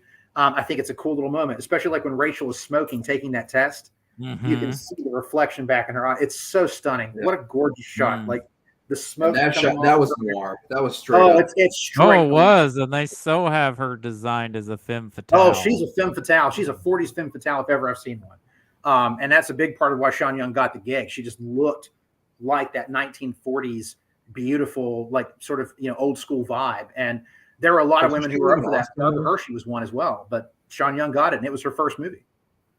Well, she was actually in and I know this because I just watched it because of Ivan Reitman's passing. She is in Stripes that came out right before That's this. right. She does have that little small part in Stripes. Yeah. This was her first lead role though, and that was she and Harrison Ford didn't get along because she was still wet behind the ears and Ford's kind of an old pro.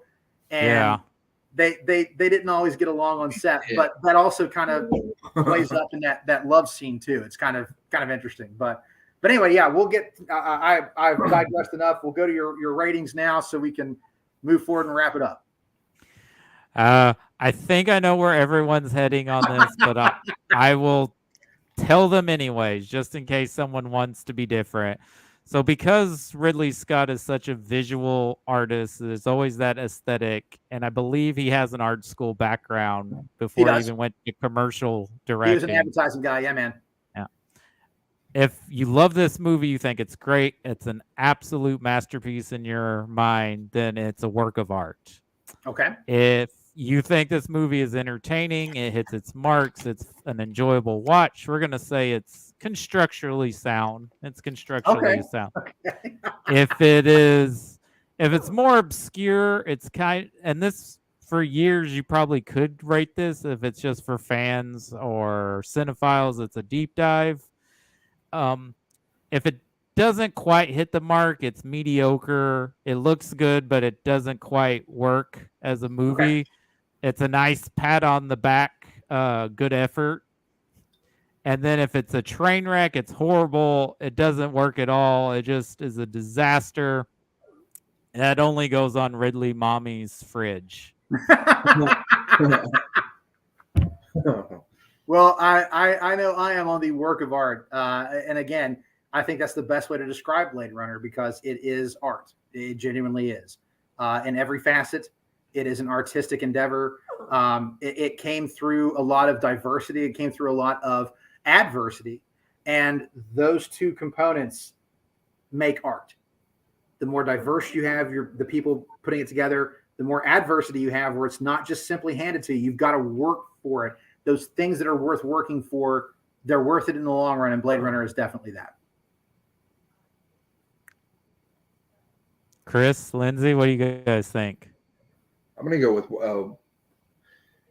You know what? It's not perfect, but in terms of score, in terms of visuals, in terms of Rutger Hauer's acting, I'm going to have to go ahead and go with masterpiece. Just because all of those things put together, you can nitpick. Sure. But the good outweighs the bad to me. And it's a beautiful film. It has a beautiful score. Oh. I love the noir part of it. It's entertaining. It's different. So yeah, I'm gonna go ahead and go with masterpiece with this. Yeah, masterpiece, work of art. That's top tier, man. Or work of art. Yeah, I'm sorry, work of art. No, you're fine. Is Lindsay there to give a rating? Yeah, she's right here. I'm going to agree. I thought when you started out your explanation that you were about to tell me why you weren't voting work of art. I was thinking the same thing. I thought we were going to have a serious discussion afterwards. My bad. No, I agree that it's a masterpiece. I think the only thing I dislike about this movie is that it isn't longer and there isn't more of it. I do like 2049 though. 2049 kind of.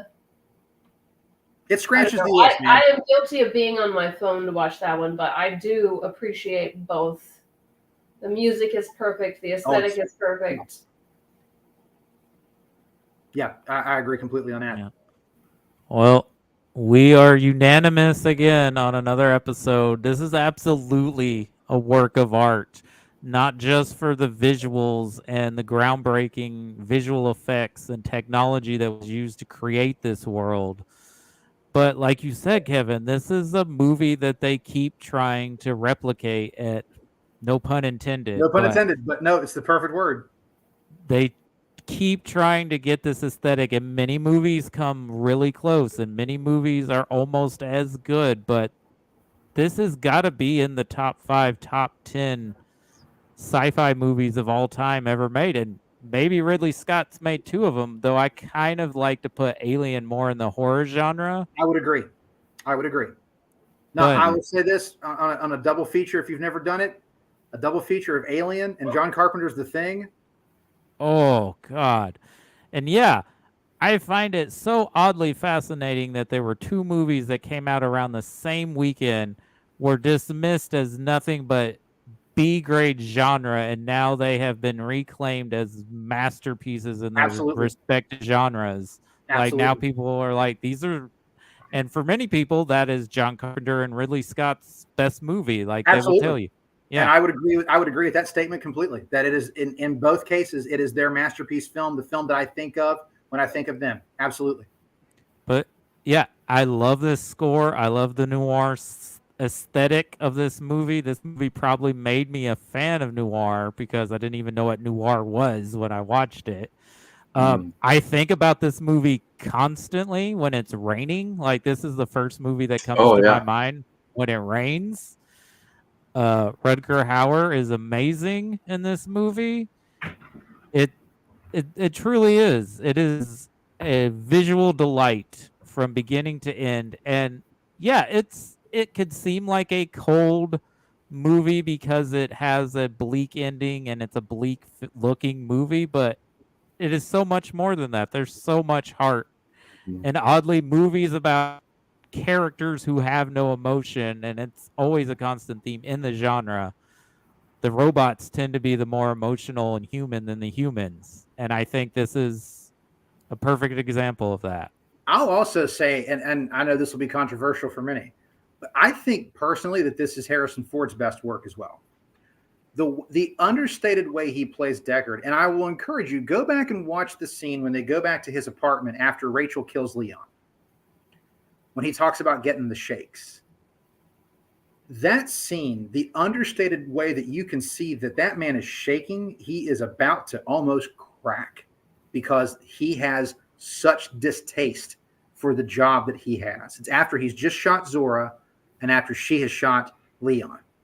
Mm-hmm. The way he plays that scene, even after he kills Zora and goes up to get that bottle of alcohol, you can see the way is this enough? Like, look at his face. Look at the trembling that is going on.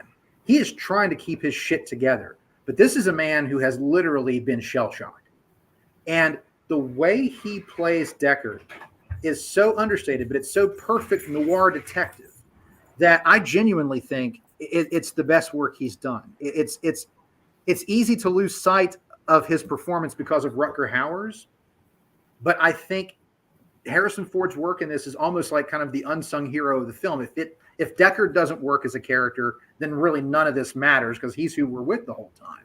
But I think his work in this movie, I think it's really Ford's best work. And I adore Han Solo and I adore Indiana Jones, but the levels that he brings to Deckard's character, there's some real subtle work that he does there that you also see a lot of it in 2049. Mm-hmm. I just think that there's a vulnerability to Deckard that you don't see as much in Han Solo and Indiana Jones, but there's a real flawed vulnerability to Deckard that a lesser actor would not bring, or would maybe almost make too strong, too flawed. Ford he's on the edge of the knife, man. He rides it perfectly. And I feel like it is, to me, his best work. When you go back and watch the film, go back and watch some of those quieter moments with him and Rachel and the way you can see that distaste for what he does. You can see how it's breaking him down. There's some really potent stuff there. I certainly think it's among some of his finest performance because he's actually giving, like, Harrison Ford's a talented actor, but oh, absolutely.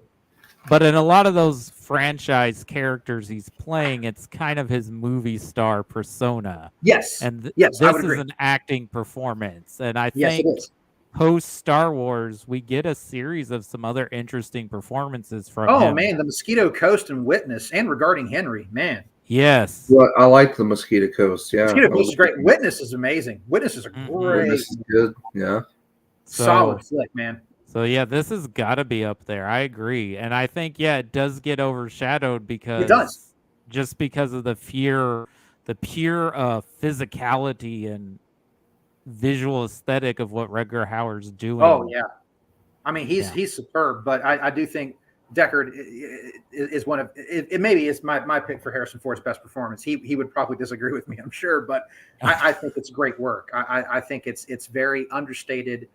There is such a genuine vulnerability to Deckard, and it's like I said, every time I watch it, when he's just taking that shot, and you even see the blood come back out of his mouth into the glass, it's a beautiful shot. But just the trembling, you can see it. This is a man who is trying to keep his shit together, but boy, he is barely holding on.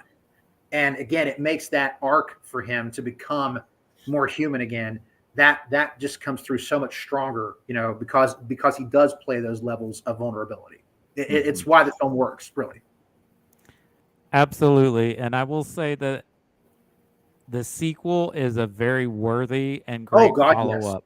Yes. I think it's also a masterpiece in its Ryan own Gosling's work in that too is absolutely jaw-dropping, man. He's so good in that movie. Like he's so good in that movie. Mm-hmm. I like I said, I have a few issues with it. But boy, would I say it is a worthy successor? Absolutely. Is it a top tier science fiction film? Absolutely, it is.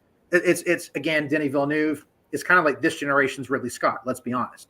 Honestly, yeah, and especially the way he cranked out movies there for a while. It was almost like. I mean, Dune is one of the most gorgeous movies you'll watch for the next 5 years. I absolutely love Dune. I cannot wait for the follow-ups. Same here. I love Lynch's Dune. I love David Lynch, and I love Lynch's Dune.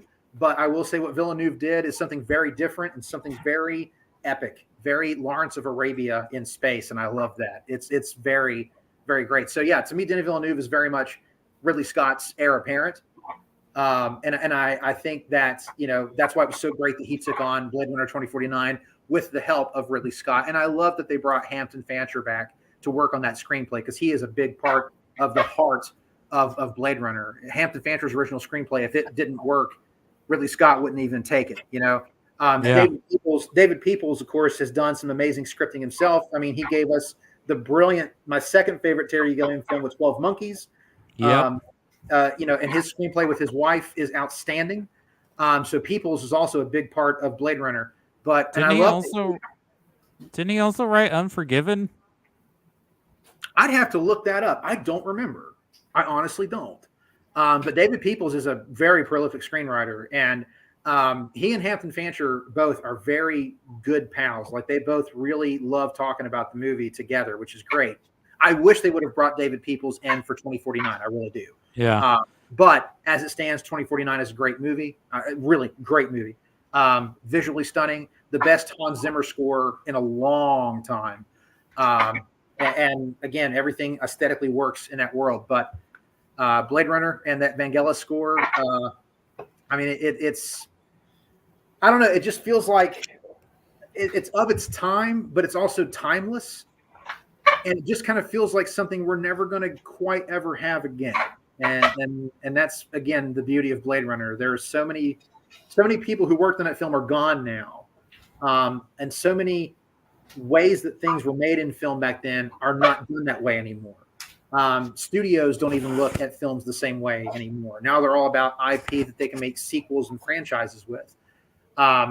Blade Runner was always supposed to be just a one-shot thing. Like it was not supposed to be sequels or weren't going to be all these other things. We're lucky that we got them, but that were never part of the thing.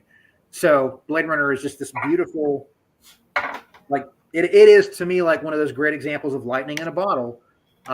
Everything just came together, even in the face of adversity and near shutdowns and walk-offs on the set and fights with the crew, like literal fights, like everything that could have went wrong, and yet it still came together, and everybody gets to be a part of this beautiful, this work of art, as we all just said, that will stand the test of time.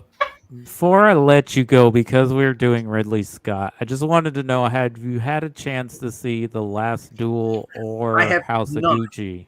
I have not seen either one, and I want to see them, but I really want to see House of Gucci so bad I can't stand it.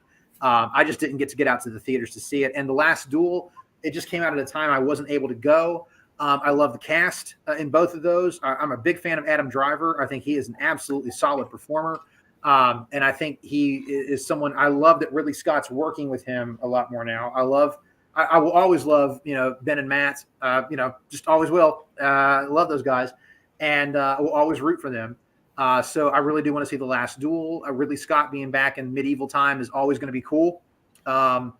And again, House of Gucci just looks amazing. So I have not seen them. Regrettably, I have not seen them. But Last Duel just came on streaming, so I'm going to be watching that soon. And as soon as I can see House of Gucci, you better believe I'll be seeing it. Like I genuinely think it comes out. I think it's out digitally to rent right now, but I think it comes out like on physical media next week. Oh, okay. I'll be looking for that then. I really want to see House of Gucci. I'm not gonna lie. I feel like his two wheelhouses are historical epics and sci-fi. I feel like those are his. Yeah. But now I will say, I did love me some American Gangster. It's very much a that is a really well-made movie. I do love me some American Gangster. Yeah, it's a really well-made movie with. I'm a sucker though for 60s stars. and 70s period films. I'm a huge sucker for those. My favorite David Fincher film is Zodiac by a mine too. Mile. I think Zodiac is the pinnacle. I didn't see Zodiac. Oh my God! You need to see it. It's a masterpiece. If you want to know how David Fincher is as a director, I've heard it's really good. Every movie he made before that, he had to make so that he could make Zodiac. Man. Zodiac is him at his absolute best. I mean, you got a cast that has, Iron Man and the Hulk are in it for crying out loud. Mysterio's in it. So you've got, the Marvel Cinematic Universe before it even happened. It's a brilliant film. Brilliant film. Sorry to get off topic, but my God, I got to watch it. So if you guys do David Fincher, if you do Fincher, like seriously, sign me up for Zodiac because it is my favorite film of probably the past 20 years. Well, we'll see if we can break the record because you have our longest episode, Kevin. Yeah, almost 3 hours. You did it. Hours. You beat our aliens episode. Congratulations. And it was over one movie too. So that's a first. I'm sorry. I will go and apologize for that. No, fine. It's okay. I have been so excited to talk to you. I also love that you did a lot of my back work. I didn't have to explain all the stuff I looked up. It's like, oh, Kevin got it covered. Oh, Yeah. I'm telling you, I could teach a class on Blade Runner. I love this film with a very probably unhealthy level, but I love it. Hey, if we ever get into Star Trek, I'll be the same way. I will be Dude. Professor, Star Trek Yeah, dude. for the entire time. I've got so much trivia and backstory and just tidbits and. Yep, you get me on for Star Trek: The Motion Picture, Star Trek 2: Wrath of Khan, and Star Trek 6: The Undiscovered Country, which it and Star I would Trek argue is the second best Star Trek film. Undiscovered, yes. Undiscovered Country. To me, boy, Undiscovered Country and Wrath of Khan are about like this. And the big thing there, Nicholas Meyer. That's all. Undiscovered Country was my first movie, my first Star Trek big screen experience. Oh, what a great! He also did something with this. The screenplay with the Voyage Home, so maybe Nicholas Meyer involved in Star Trek means something. Yeah, it does. Yeah, he is the man. And well, hey, I'm really kicking around some ideas to kind of get into a Star Trek themed show now, just on different topics. So I'll keep you in mind. Yeah, guys, I really want to say thank you for the time, and I apologize that it went as long as it did. Oh, you're fine. It happens sometimes when you get a bunch of nerds together to talk about a movie they love. Don't take this the wrong way, but it's content. It's the big thing for me is that content, so it's good. It's fine. Well, Blade Runner is a movie that not a lot of people usually want to talk about, like because it is so heavy and because it is so thought provoking. It's not an easy watch. It's not a casual conversation. And so the ability to have a casual conversation about Blade Runner with other people who enjoy it, and appreciate it. I don't get to do that very often. So I've been so excited all week, really. Wait for our conversation of Saving Private Ryan and Schindler's List when we do those back to back. Oh God. But one final question, Kevin. Ridley Scott's next movie is about Napoleon. What do you think about that? Well, again, as we just said, when you put Ridley Scott in the historical epic, area, he excels. I am certain that will be a colorful, beautiful film. I started Waterloo the other day, and I looked at the time, and I was like, oh, there's no way I have time for a 4-hour movie. So. Now, I will say, if you get to watch the silent film of Napoleon, which Francis Ford Coppola's father did the score for, it's stunning. Like, it's stunning. And really like a cinematic achievement. It's very impressive.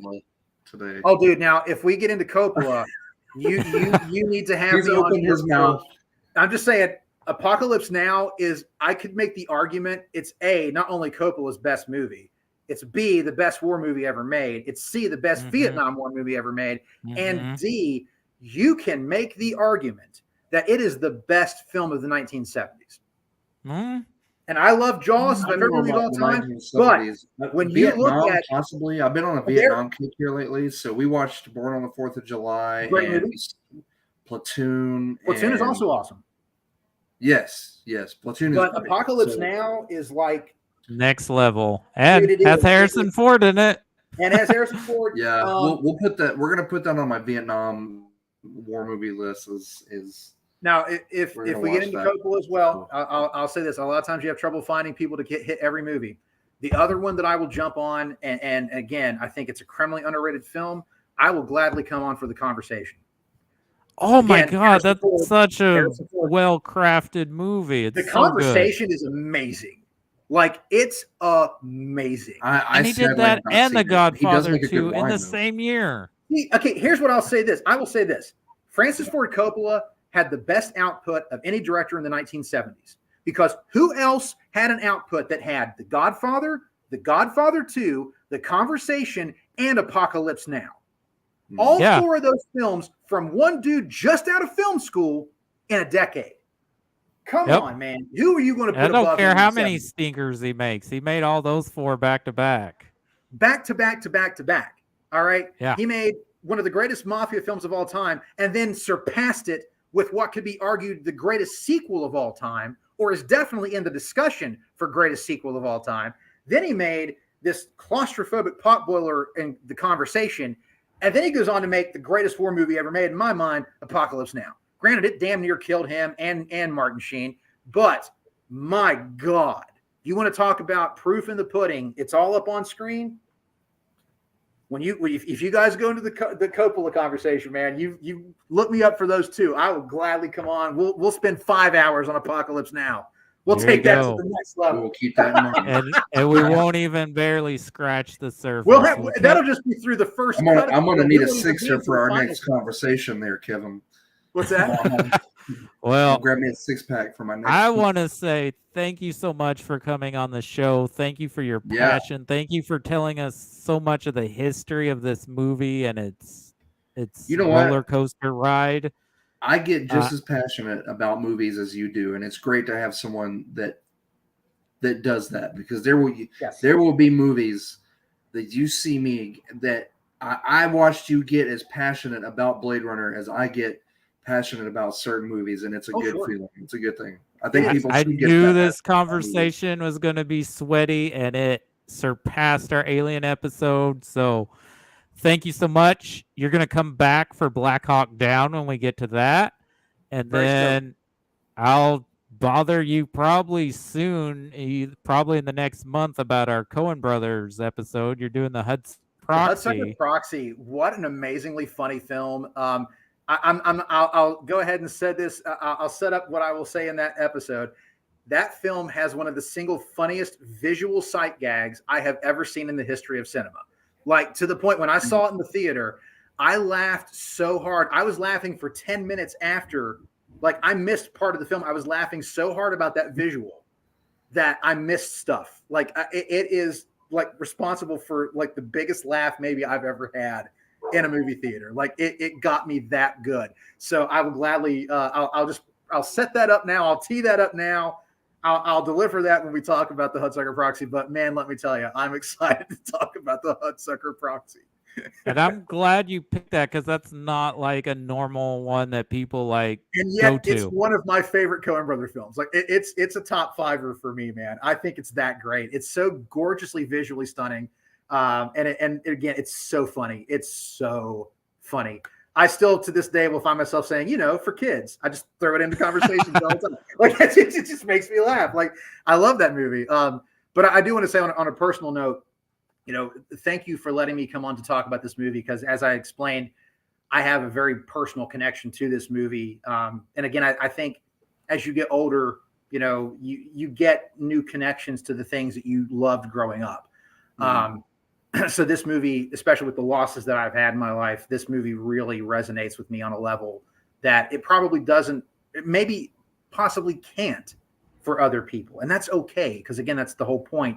It's your personal things, that the things that you experience that it will impact how you interpret art. No two people will see the same painting the same way. No two people will process the same film. We can all say we love Blade Runner, but we all have a different connection to how we love Blade Runner. So I just wanted to say thank you in memory of my dad, who was the first person I knew who saw Blade Runner. He didn't really like it because he was expecting Star Wars. In memory of my uncle, who would have never watched Blade Runner, but loved the fact that I was a big movie fan. And in honor of my son Jordan, who I never got to truly meet, but I know that he would have been a film geek like his dad. In honor of them and in honor of the people who worked on this film that have passed, I'm so very genuinely grateful that you allowed me to come on and talk about this film. It is it's been a genuine honor. I've fought back tears this entire time, and really genuinely tears of gratitude, because there are things I've said tonight that I've not been able to process. I did some actual genuine growth and healing tonight just talking about this. So thank you for the time, and I hope that you can watch the film with what we've talked about tonight, that you can kind of even have a fresher look, taking a look at it again. And I hope that it has new resonance for you on an emotional level, even more than a cerebral level. Mm-hmm. Well, awesome, man. Yes, awesome. I'm glad we could even help you with that and bring that out. And I love your passion. I love your nerdiness. I love that you brought out props of comic book, the movie catalog thing you brought out. I have one of Batman 89 that I found in a used bookstore. I got one as well. Love Batman 89, man. Beautiful stuff. So nice. My obsession for that movie is weird and crazy, but my nostalgia overrides all the flaws that are in that movie for Oh me. yeah, dude. The summer of '89, man. It was the summer of Batman. And again, I was like 14 that year, so it was just like I could not wait to see Batman. And again, you can see Blade Runner influence in Batman. Mm-hmm. You can straight up see Absolutely. it. You really can. But well, Again, thank you again. Has that effect? It's been my pleasure. Seriously, thank you all so much. Yeah, For thank you. So, man, it was fun. I honestly, Yeah. it doesn't feel like we were on. It really doesn't. No, I feel guilty. And you know what? That's the sign of a good conversation, and that's what we're here. Yes, And it a is. great movie Yes, it is. that we could talk so much Thanks. about it. Yeah. If you watch this, I will preference when I post it on Facebook and Twitter that it's a sweaty but deep, meaningful, emotional conversation about one of our all-time favorite films. Well, at least I know for Kevin and for me, it's one of my all-time. I don't know. You still said it was great, so maybe it's an all-time favorite as well for you, Chris and Lindsay. But it's a great movie. It's in the top, probably 5. I'd say top 5 movies of all time, sci-fi movies. For sure, sci-fi movies, absolutely.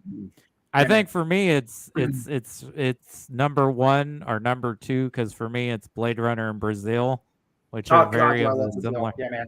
Yeah. Now, are you both in Texas? Yes. Yeah. I just say this. I hope that in the near future, I work for the American Heart Association, and our main headquarters is in Dallas. If I ever get down that way, guys, I genuinely hope that we can meet up at a bar and have some beers and talk film in person, because I think that would just be an amazing thing. I'm so glad that we have the technology. I was going to ask where you were earlier. I was like, are you in? I don't think you're in Texas. No, I'm in West Virginia. West Virginia. Okay, yeah. I drove through there once on vacation, but it's a beautiful state, especially in the spring and summer. It's a gorgeous state. Yeah. If you ever get to Dallas, then just give us a heads up ahead of time, and we'll drive. It's like what, 2.5 hours from us? 2 to 2.5 hours from where we are. Also, I don't know how close you are to Kentucky. I have family up there in the south literally part of from the here state. in Charleston. I'm about 90 minutes from Ashland, and about 2 hours from Lexington, 2.5 hours from Lexington, and about 4 hours from Louisville. Okay, yeah. My parents' place is about an hour and a half north of Nashville. Okay. It's the Bowling Green area. Yeah, Bowling Green. Yeah, man. That's about maybe 2 hours from me. Yeah, man. Okay. Wow. Yeah. Well, I just wanted to say seriously, getting to meet you guys in person would be awesome, just to sit around and talk shop. And again, there's something about, being in a room with that, the energy that you get from other human beings is a very palpable thing. You can really feel it. And I think just the energy that I felt talking with you guys tonight through this, I can only imagine how much fun it would be in person. So, of course, ask Cody. You guys do an awesome job with this, and it has been my sincere pleasure to be able to be a part of what you do. Please know that it is my sincere pleasure every time I get to do this, and I hope that I bring something worthwhile, even if it's one thing. I hope I bring something worthwhile to the discussion that makes it worth your time. Definitely, absolutely, loved it. Yeah. Thank you again. And whoever's watching or watching later, next week we're going to be talking another cult classic from Ridley Scott, maybe not quite up at the level or even been reclaimed as good as Blade Runner, but I still think it's a worthy and interesting film for the visuals and Tim Curry's performance, and that's Legend. I'm gonna make one final note. I'm gonna get on my soapbox for comments and things that are put across social media and even on our channel. It's perfectly fine if you dislike something. Opinions are subjective. Absolutely. But there's no need to put in anything racist or sexist in your opinions, even if you feel that way. And I'm going to say another thing. All movies that are based off their material is adaptation. And those filmmakers and writers have the right to interpret it to a different way. And if they want to change the race or the gender of a character, that's perfectly fine. And you got to think of another thing. All three of us have been represented on screen throughout our lives. We don't have a problem being represented. But there are fans of sci-fi, comic books, horror, fantasy that are not represented, are hardly represented at all. So if a filmmaker wants to spread that representation, by all means, it's a good thing. Don't rain on someone's parade. And there's a lot of people that love this new Dune movie. And also, just because they changed the gender on the Jessica Jones show. Jerry Hogarth, that character's a man in the comic books. They made it a woman who's brilliantly played by Carrie-Anne Moss. So Yes. it's perfectly if something doesn't gel with you, but you don't have to be hateful because you didn't like it, because somebody else got an immense joy from it. What's And that? What's that's all the I'm gonna wonderful say. meme that we say that, shh, let people enjoy things. It's Yeah. that simple. It's that simple. I thought, by the way, I thought Dr. Kynes was great in Dune. I thought she was really fantastic. I did too. I thought she was wonderful. And I mean, speaking of which, of just Dune, I mean, isn't the planet based off the Middle East? So Yes. wouldn't it make sense to cast actors of color for those performances? Yes, it makes perfect sense. That film was a perfect representation of what Dune should actually look like. It blows my mind that people like they think it's woke. Have you read the book? Like the dialogue is Arabic. Like they actually use Middle Eastern terms. Yeah. Like those things are very much of Middle Eastern descent. Not someone. Again, a lot of the stuff in Dune is not made up words that Frank Herbert came up with. They're actual words used by people in the Middle East. So yeah, it's insane to me that people are getting that way about stuff. Like, if you don't like something, that's fine. That doesn't mean that it is not worthy of someone else's time. I mean, I know my favorite movie is Jaws, and I know there are people who think it's boring or it's hokey. I mean, granted, they're wrong, and I would like to throat punch them all directly right as much as I could. But the point being is, I joke because I know there are people who don't like it, and that's okay. Like I'll tell you what, it. When I was younger, I used to get on the hate train. I would throw my weight around in my and be like, 20s, oh man. yeah. But In you know my what helped 20s, change We're was me? all guilty of that. You know what But helped that's change part of me? aging and You know what helped maturing change as me? adults. Some of it is we went to a convention and we saw Jake Lloyd, right? And this is before his meltdown, and the dude looked absolutely miserable, and people were yelling like, "Hey Annie," and just the way he looked, and then going and reading that, like people just hating, just pure hate. Same thing for Ahmed Best, who played Jar Jar. Like he almost Oh committed my God, suicide. he almost killed himself. That's I was like, I can't And do even that. more I was recently like, with you know what? Kelly with Rose Marie Tycho. Tran. Yeah. Yeah. I was like, I can't do that. I can't be a part of that. I can't, No. just because I don't like it. I'm not going to sit there and be like, well, I hope it fails miserably. No, there's some people out there that actually like that stuff. I mean, It can sound condescending, but the best thing to be is like, you know what? I didn't like that. It didn't work for me, but you know what? I'm glad you enjoyed that. Yeah, that's what I You tell liked people all it. the time, man. yeah. I can list plenty of films that I love that people would look at me like I had antlers coming out of my head. Like I'm a huge fan of Vanilla Sky with Tom Cruise. I think it's a brilliant film. I know so many people who look at me like I literally just might as well be like, sprouting antlers and like, have a prehensile tail, like because I like that movie. I totally get it that people don't, but I find so many layers to that movie that make it so amazing to me that I could talk for 3 hours about Vanilla Sky. I mean, I really could. But it's the truth. There's so many layers I to like that it movie. as well. But again, there are plenty of movies I love. I mean, I love Transformers the movie from 1986. Is it a perfect film? God, no. It's a giant cartoon commercial for toys. But I love that movie. And I totally understand why people don't and why critics trashed it. I totally get that. But it doesn't mean that, it's okay to not like something, and it's okay to like something that other people don't. It's all right. It's the beautiful thing about having an opinion.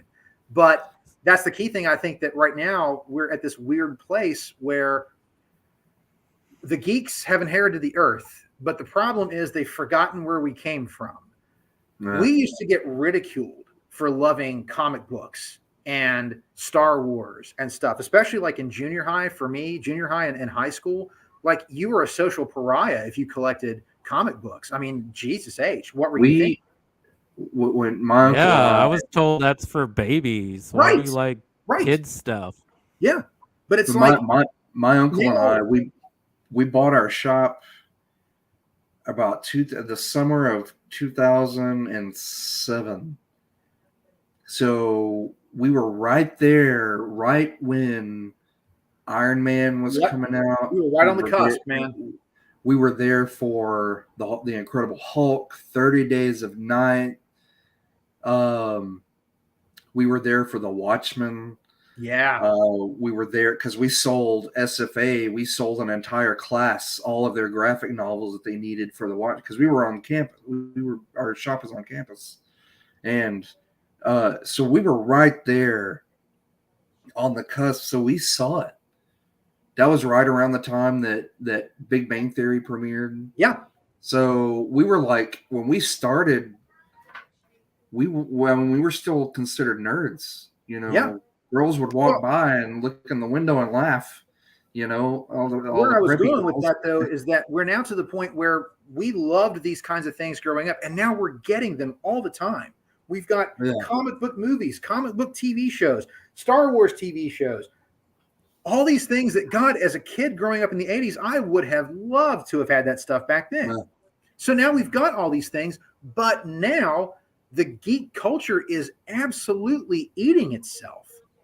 Because it's like, wait a minute, why isn't it cool that people can finally discover the thing that you've always loved? Why do you have to be a gatekeeper about that? Like, that's such a horrible thing that we're seeing. And it's like, oh, well, you don't, okay, I didn't have any major issue like with the sequel trilogy of Star Wars. Is it perfect? No, but there are things I really liked about it. But yet, oh my God, like, you have to be the worst person on the planet if you think those you shouldn't destroy someone's life over it. And that's the whole thing. Like, it's so I'm a huge pointless. Tolkien fan. I'm a Tolkien nerd through and through. The series, I want it to be good, but man, you're talking about gatekeeping. Oh, I've God. seen some of the most hateful comments. I don't know which community's worse now like, between Star Wars, Lord of the Rings, and Ghostbusters. I don't know which one is worse at this point. They are all. Look, yeah. I was there through all three of these, and so far, it's a toss up between Star Wars, when they were hating on John Boyega and Rose Tico, Kelly,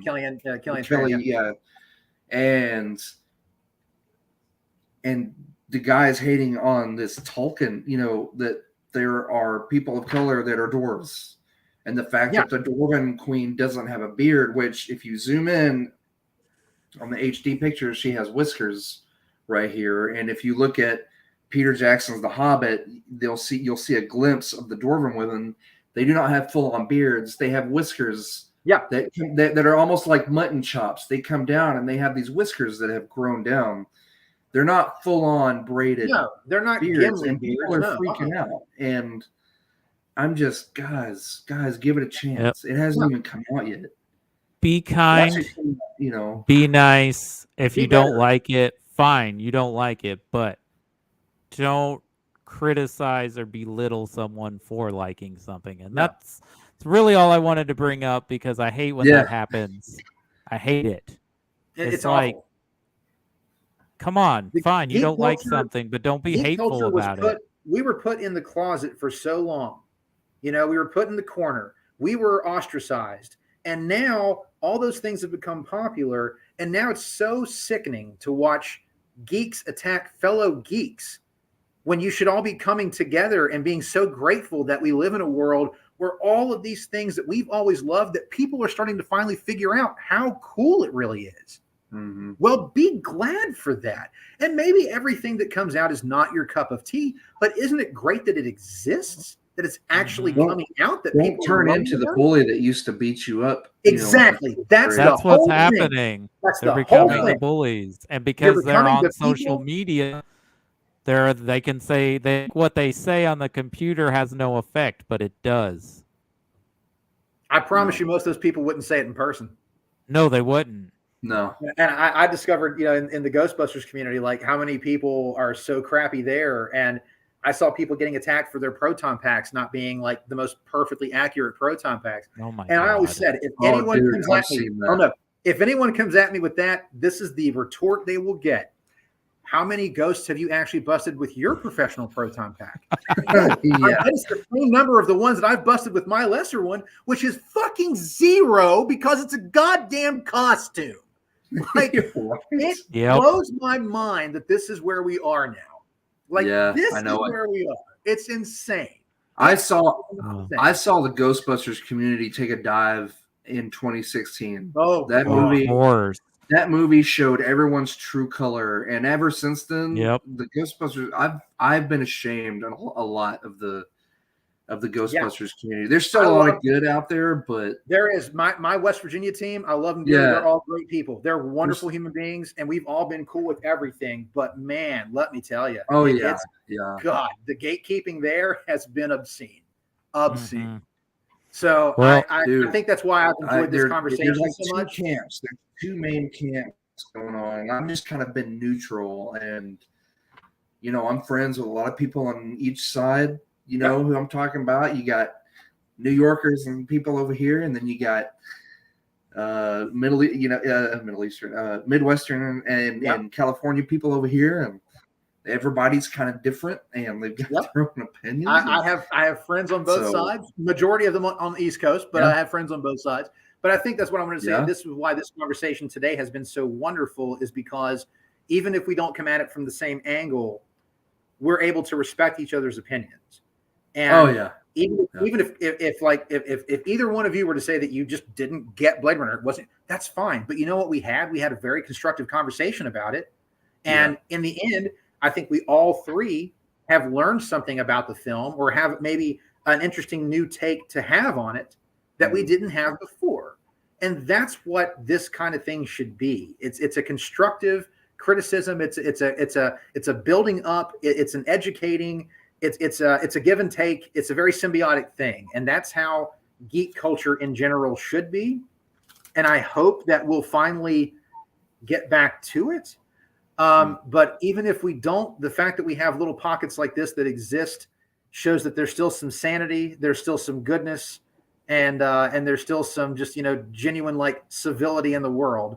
It's there. It's the vocal minority that ruins it for everybody. Right.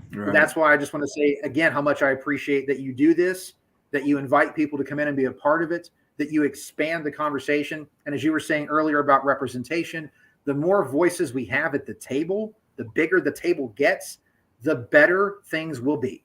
Plain and simple. Absolutely. And I think that's a perfect end for tonight. So once again, Kevin, thank you so much. My bladder's I full, love your guys. passion. I hate to say that. I love your expertise. Bring it every time. Thank It's you. my pleasure. Thank you. And everybody else. It was fun, man. I can't wait for the next discussion.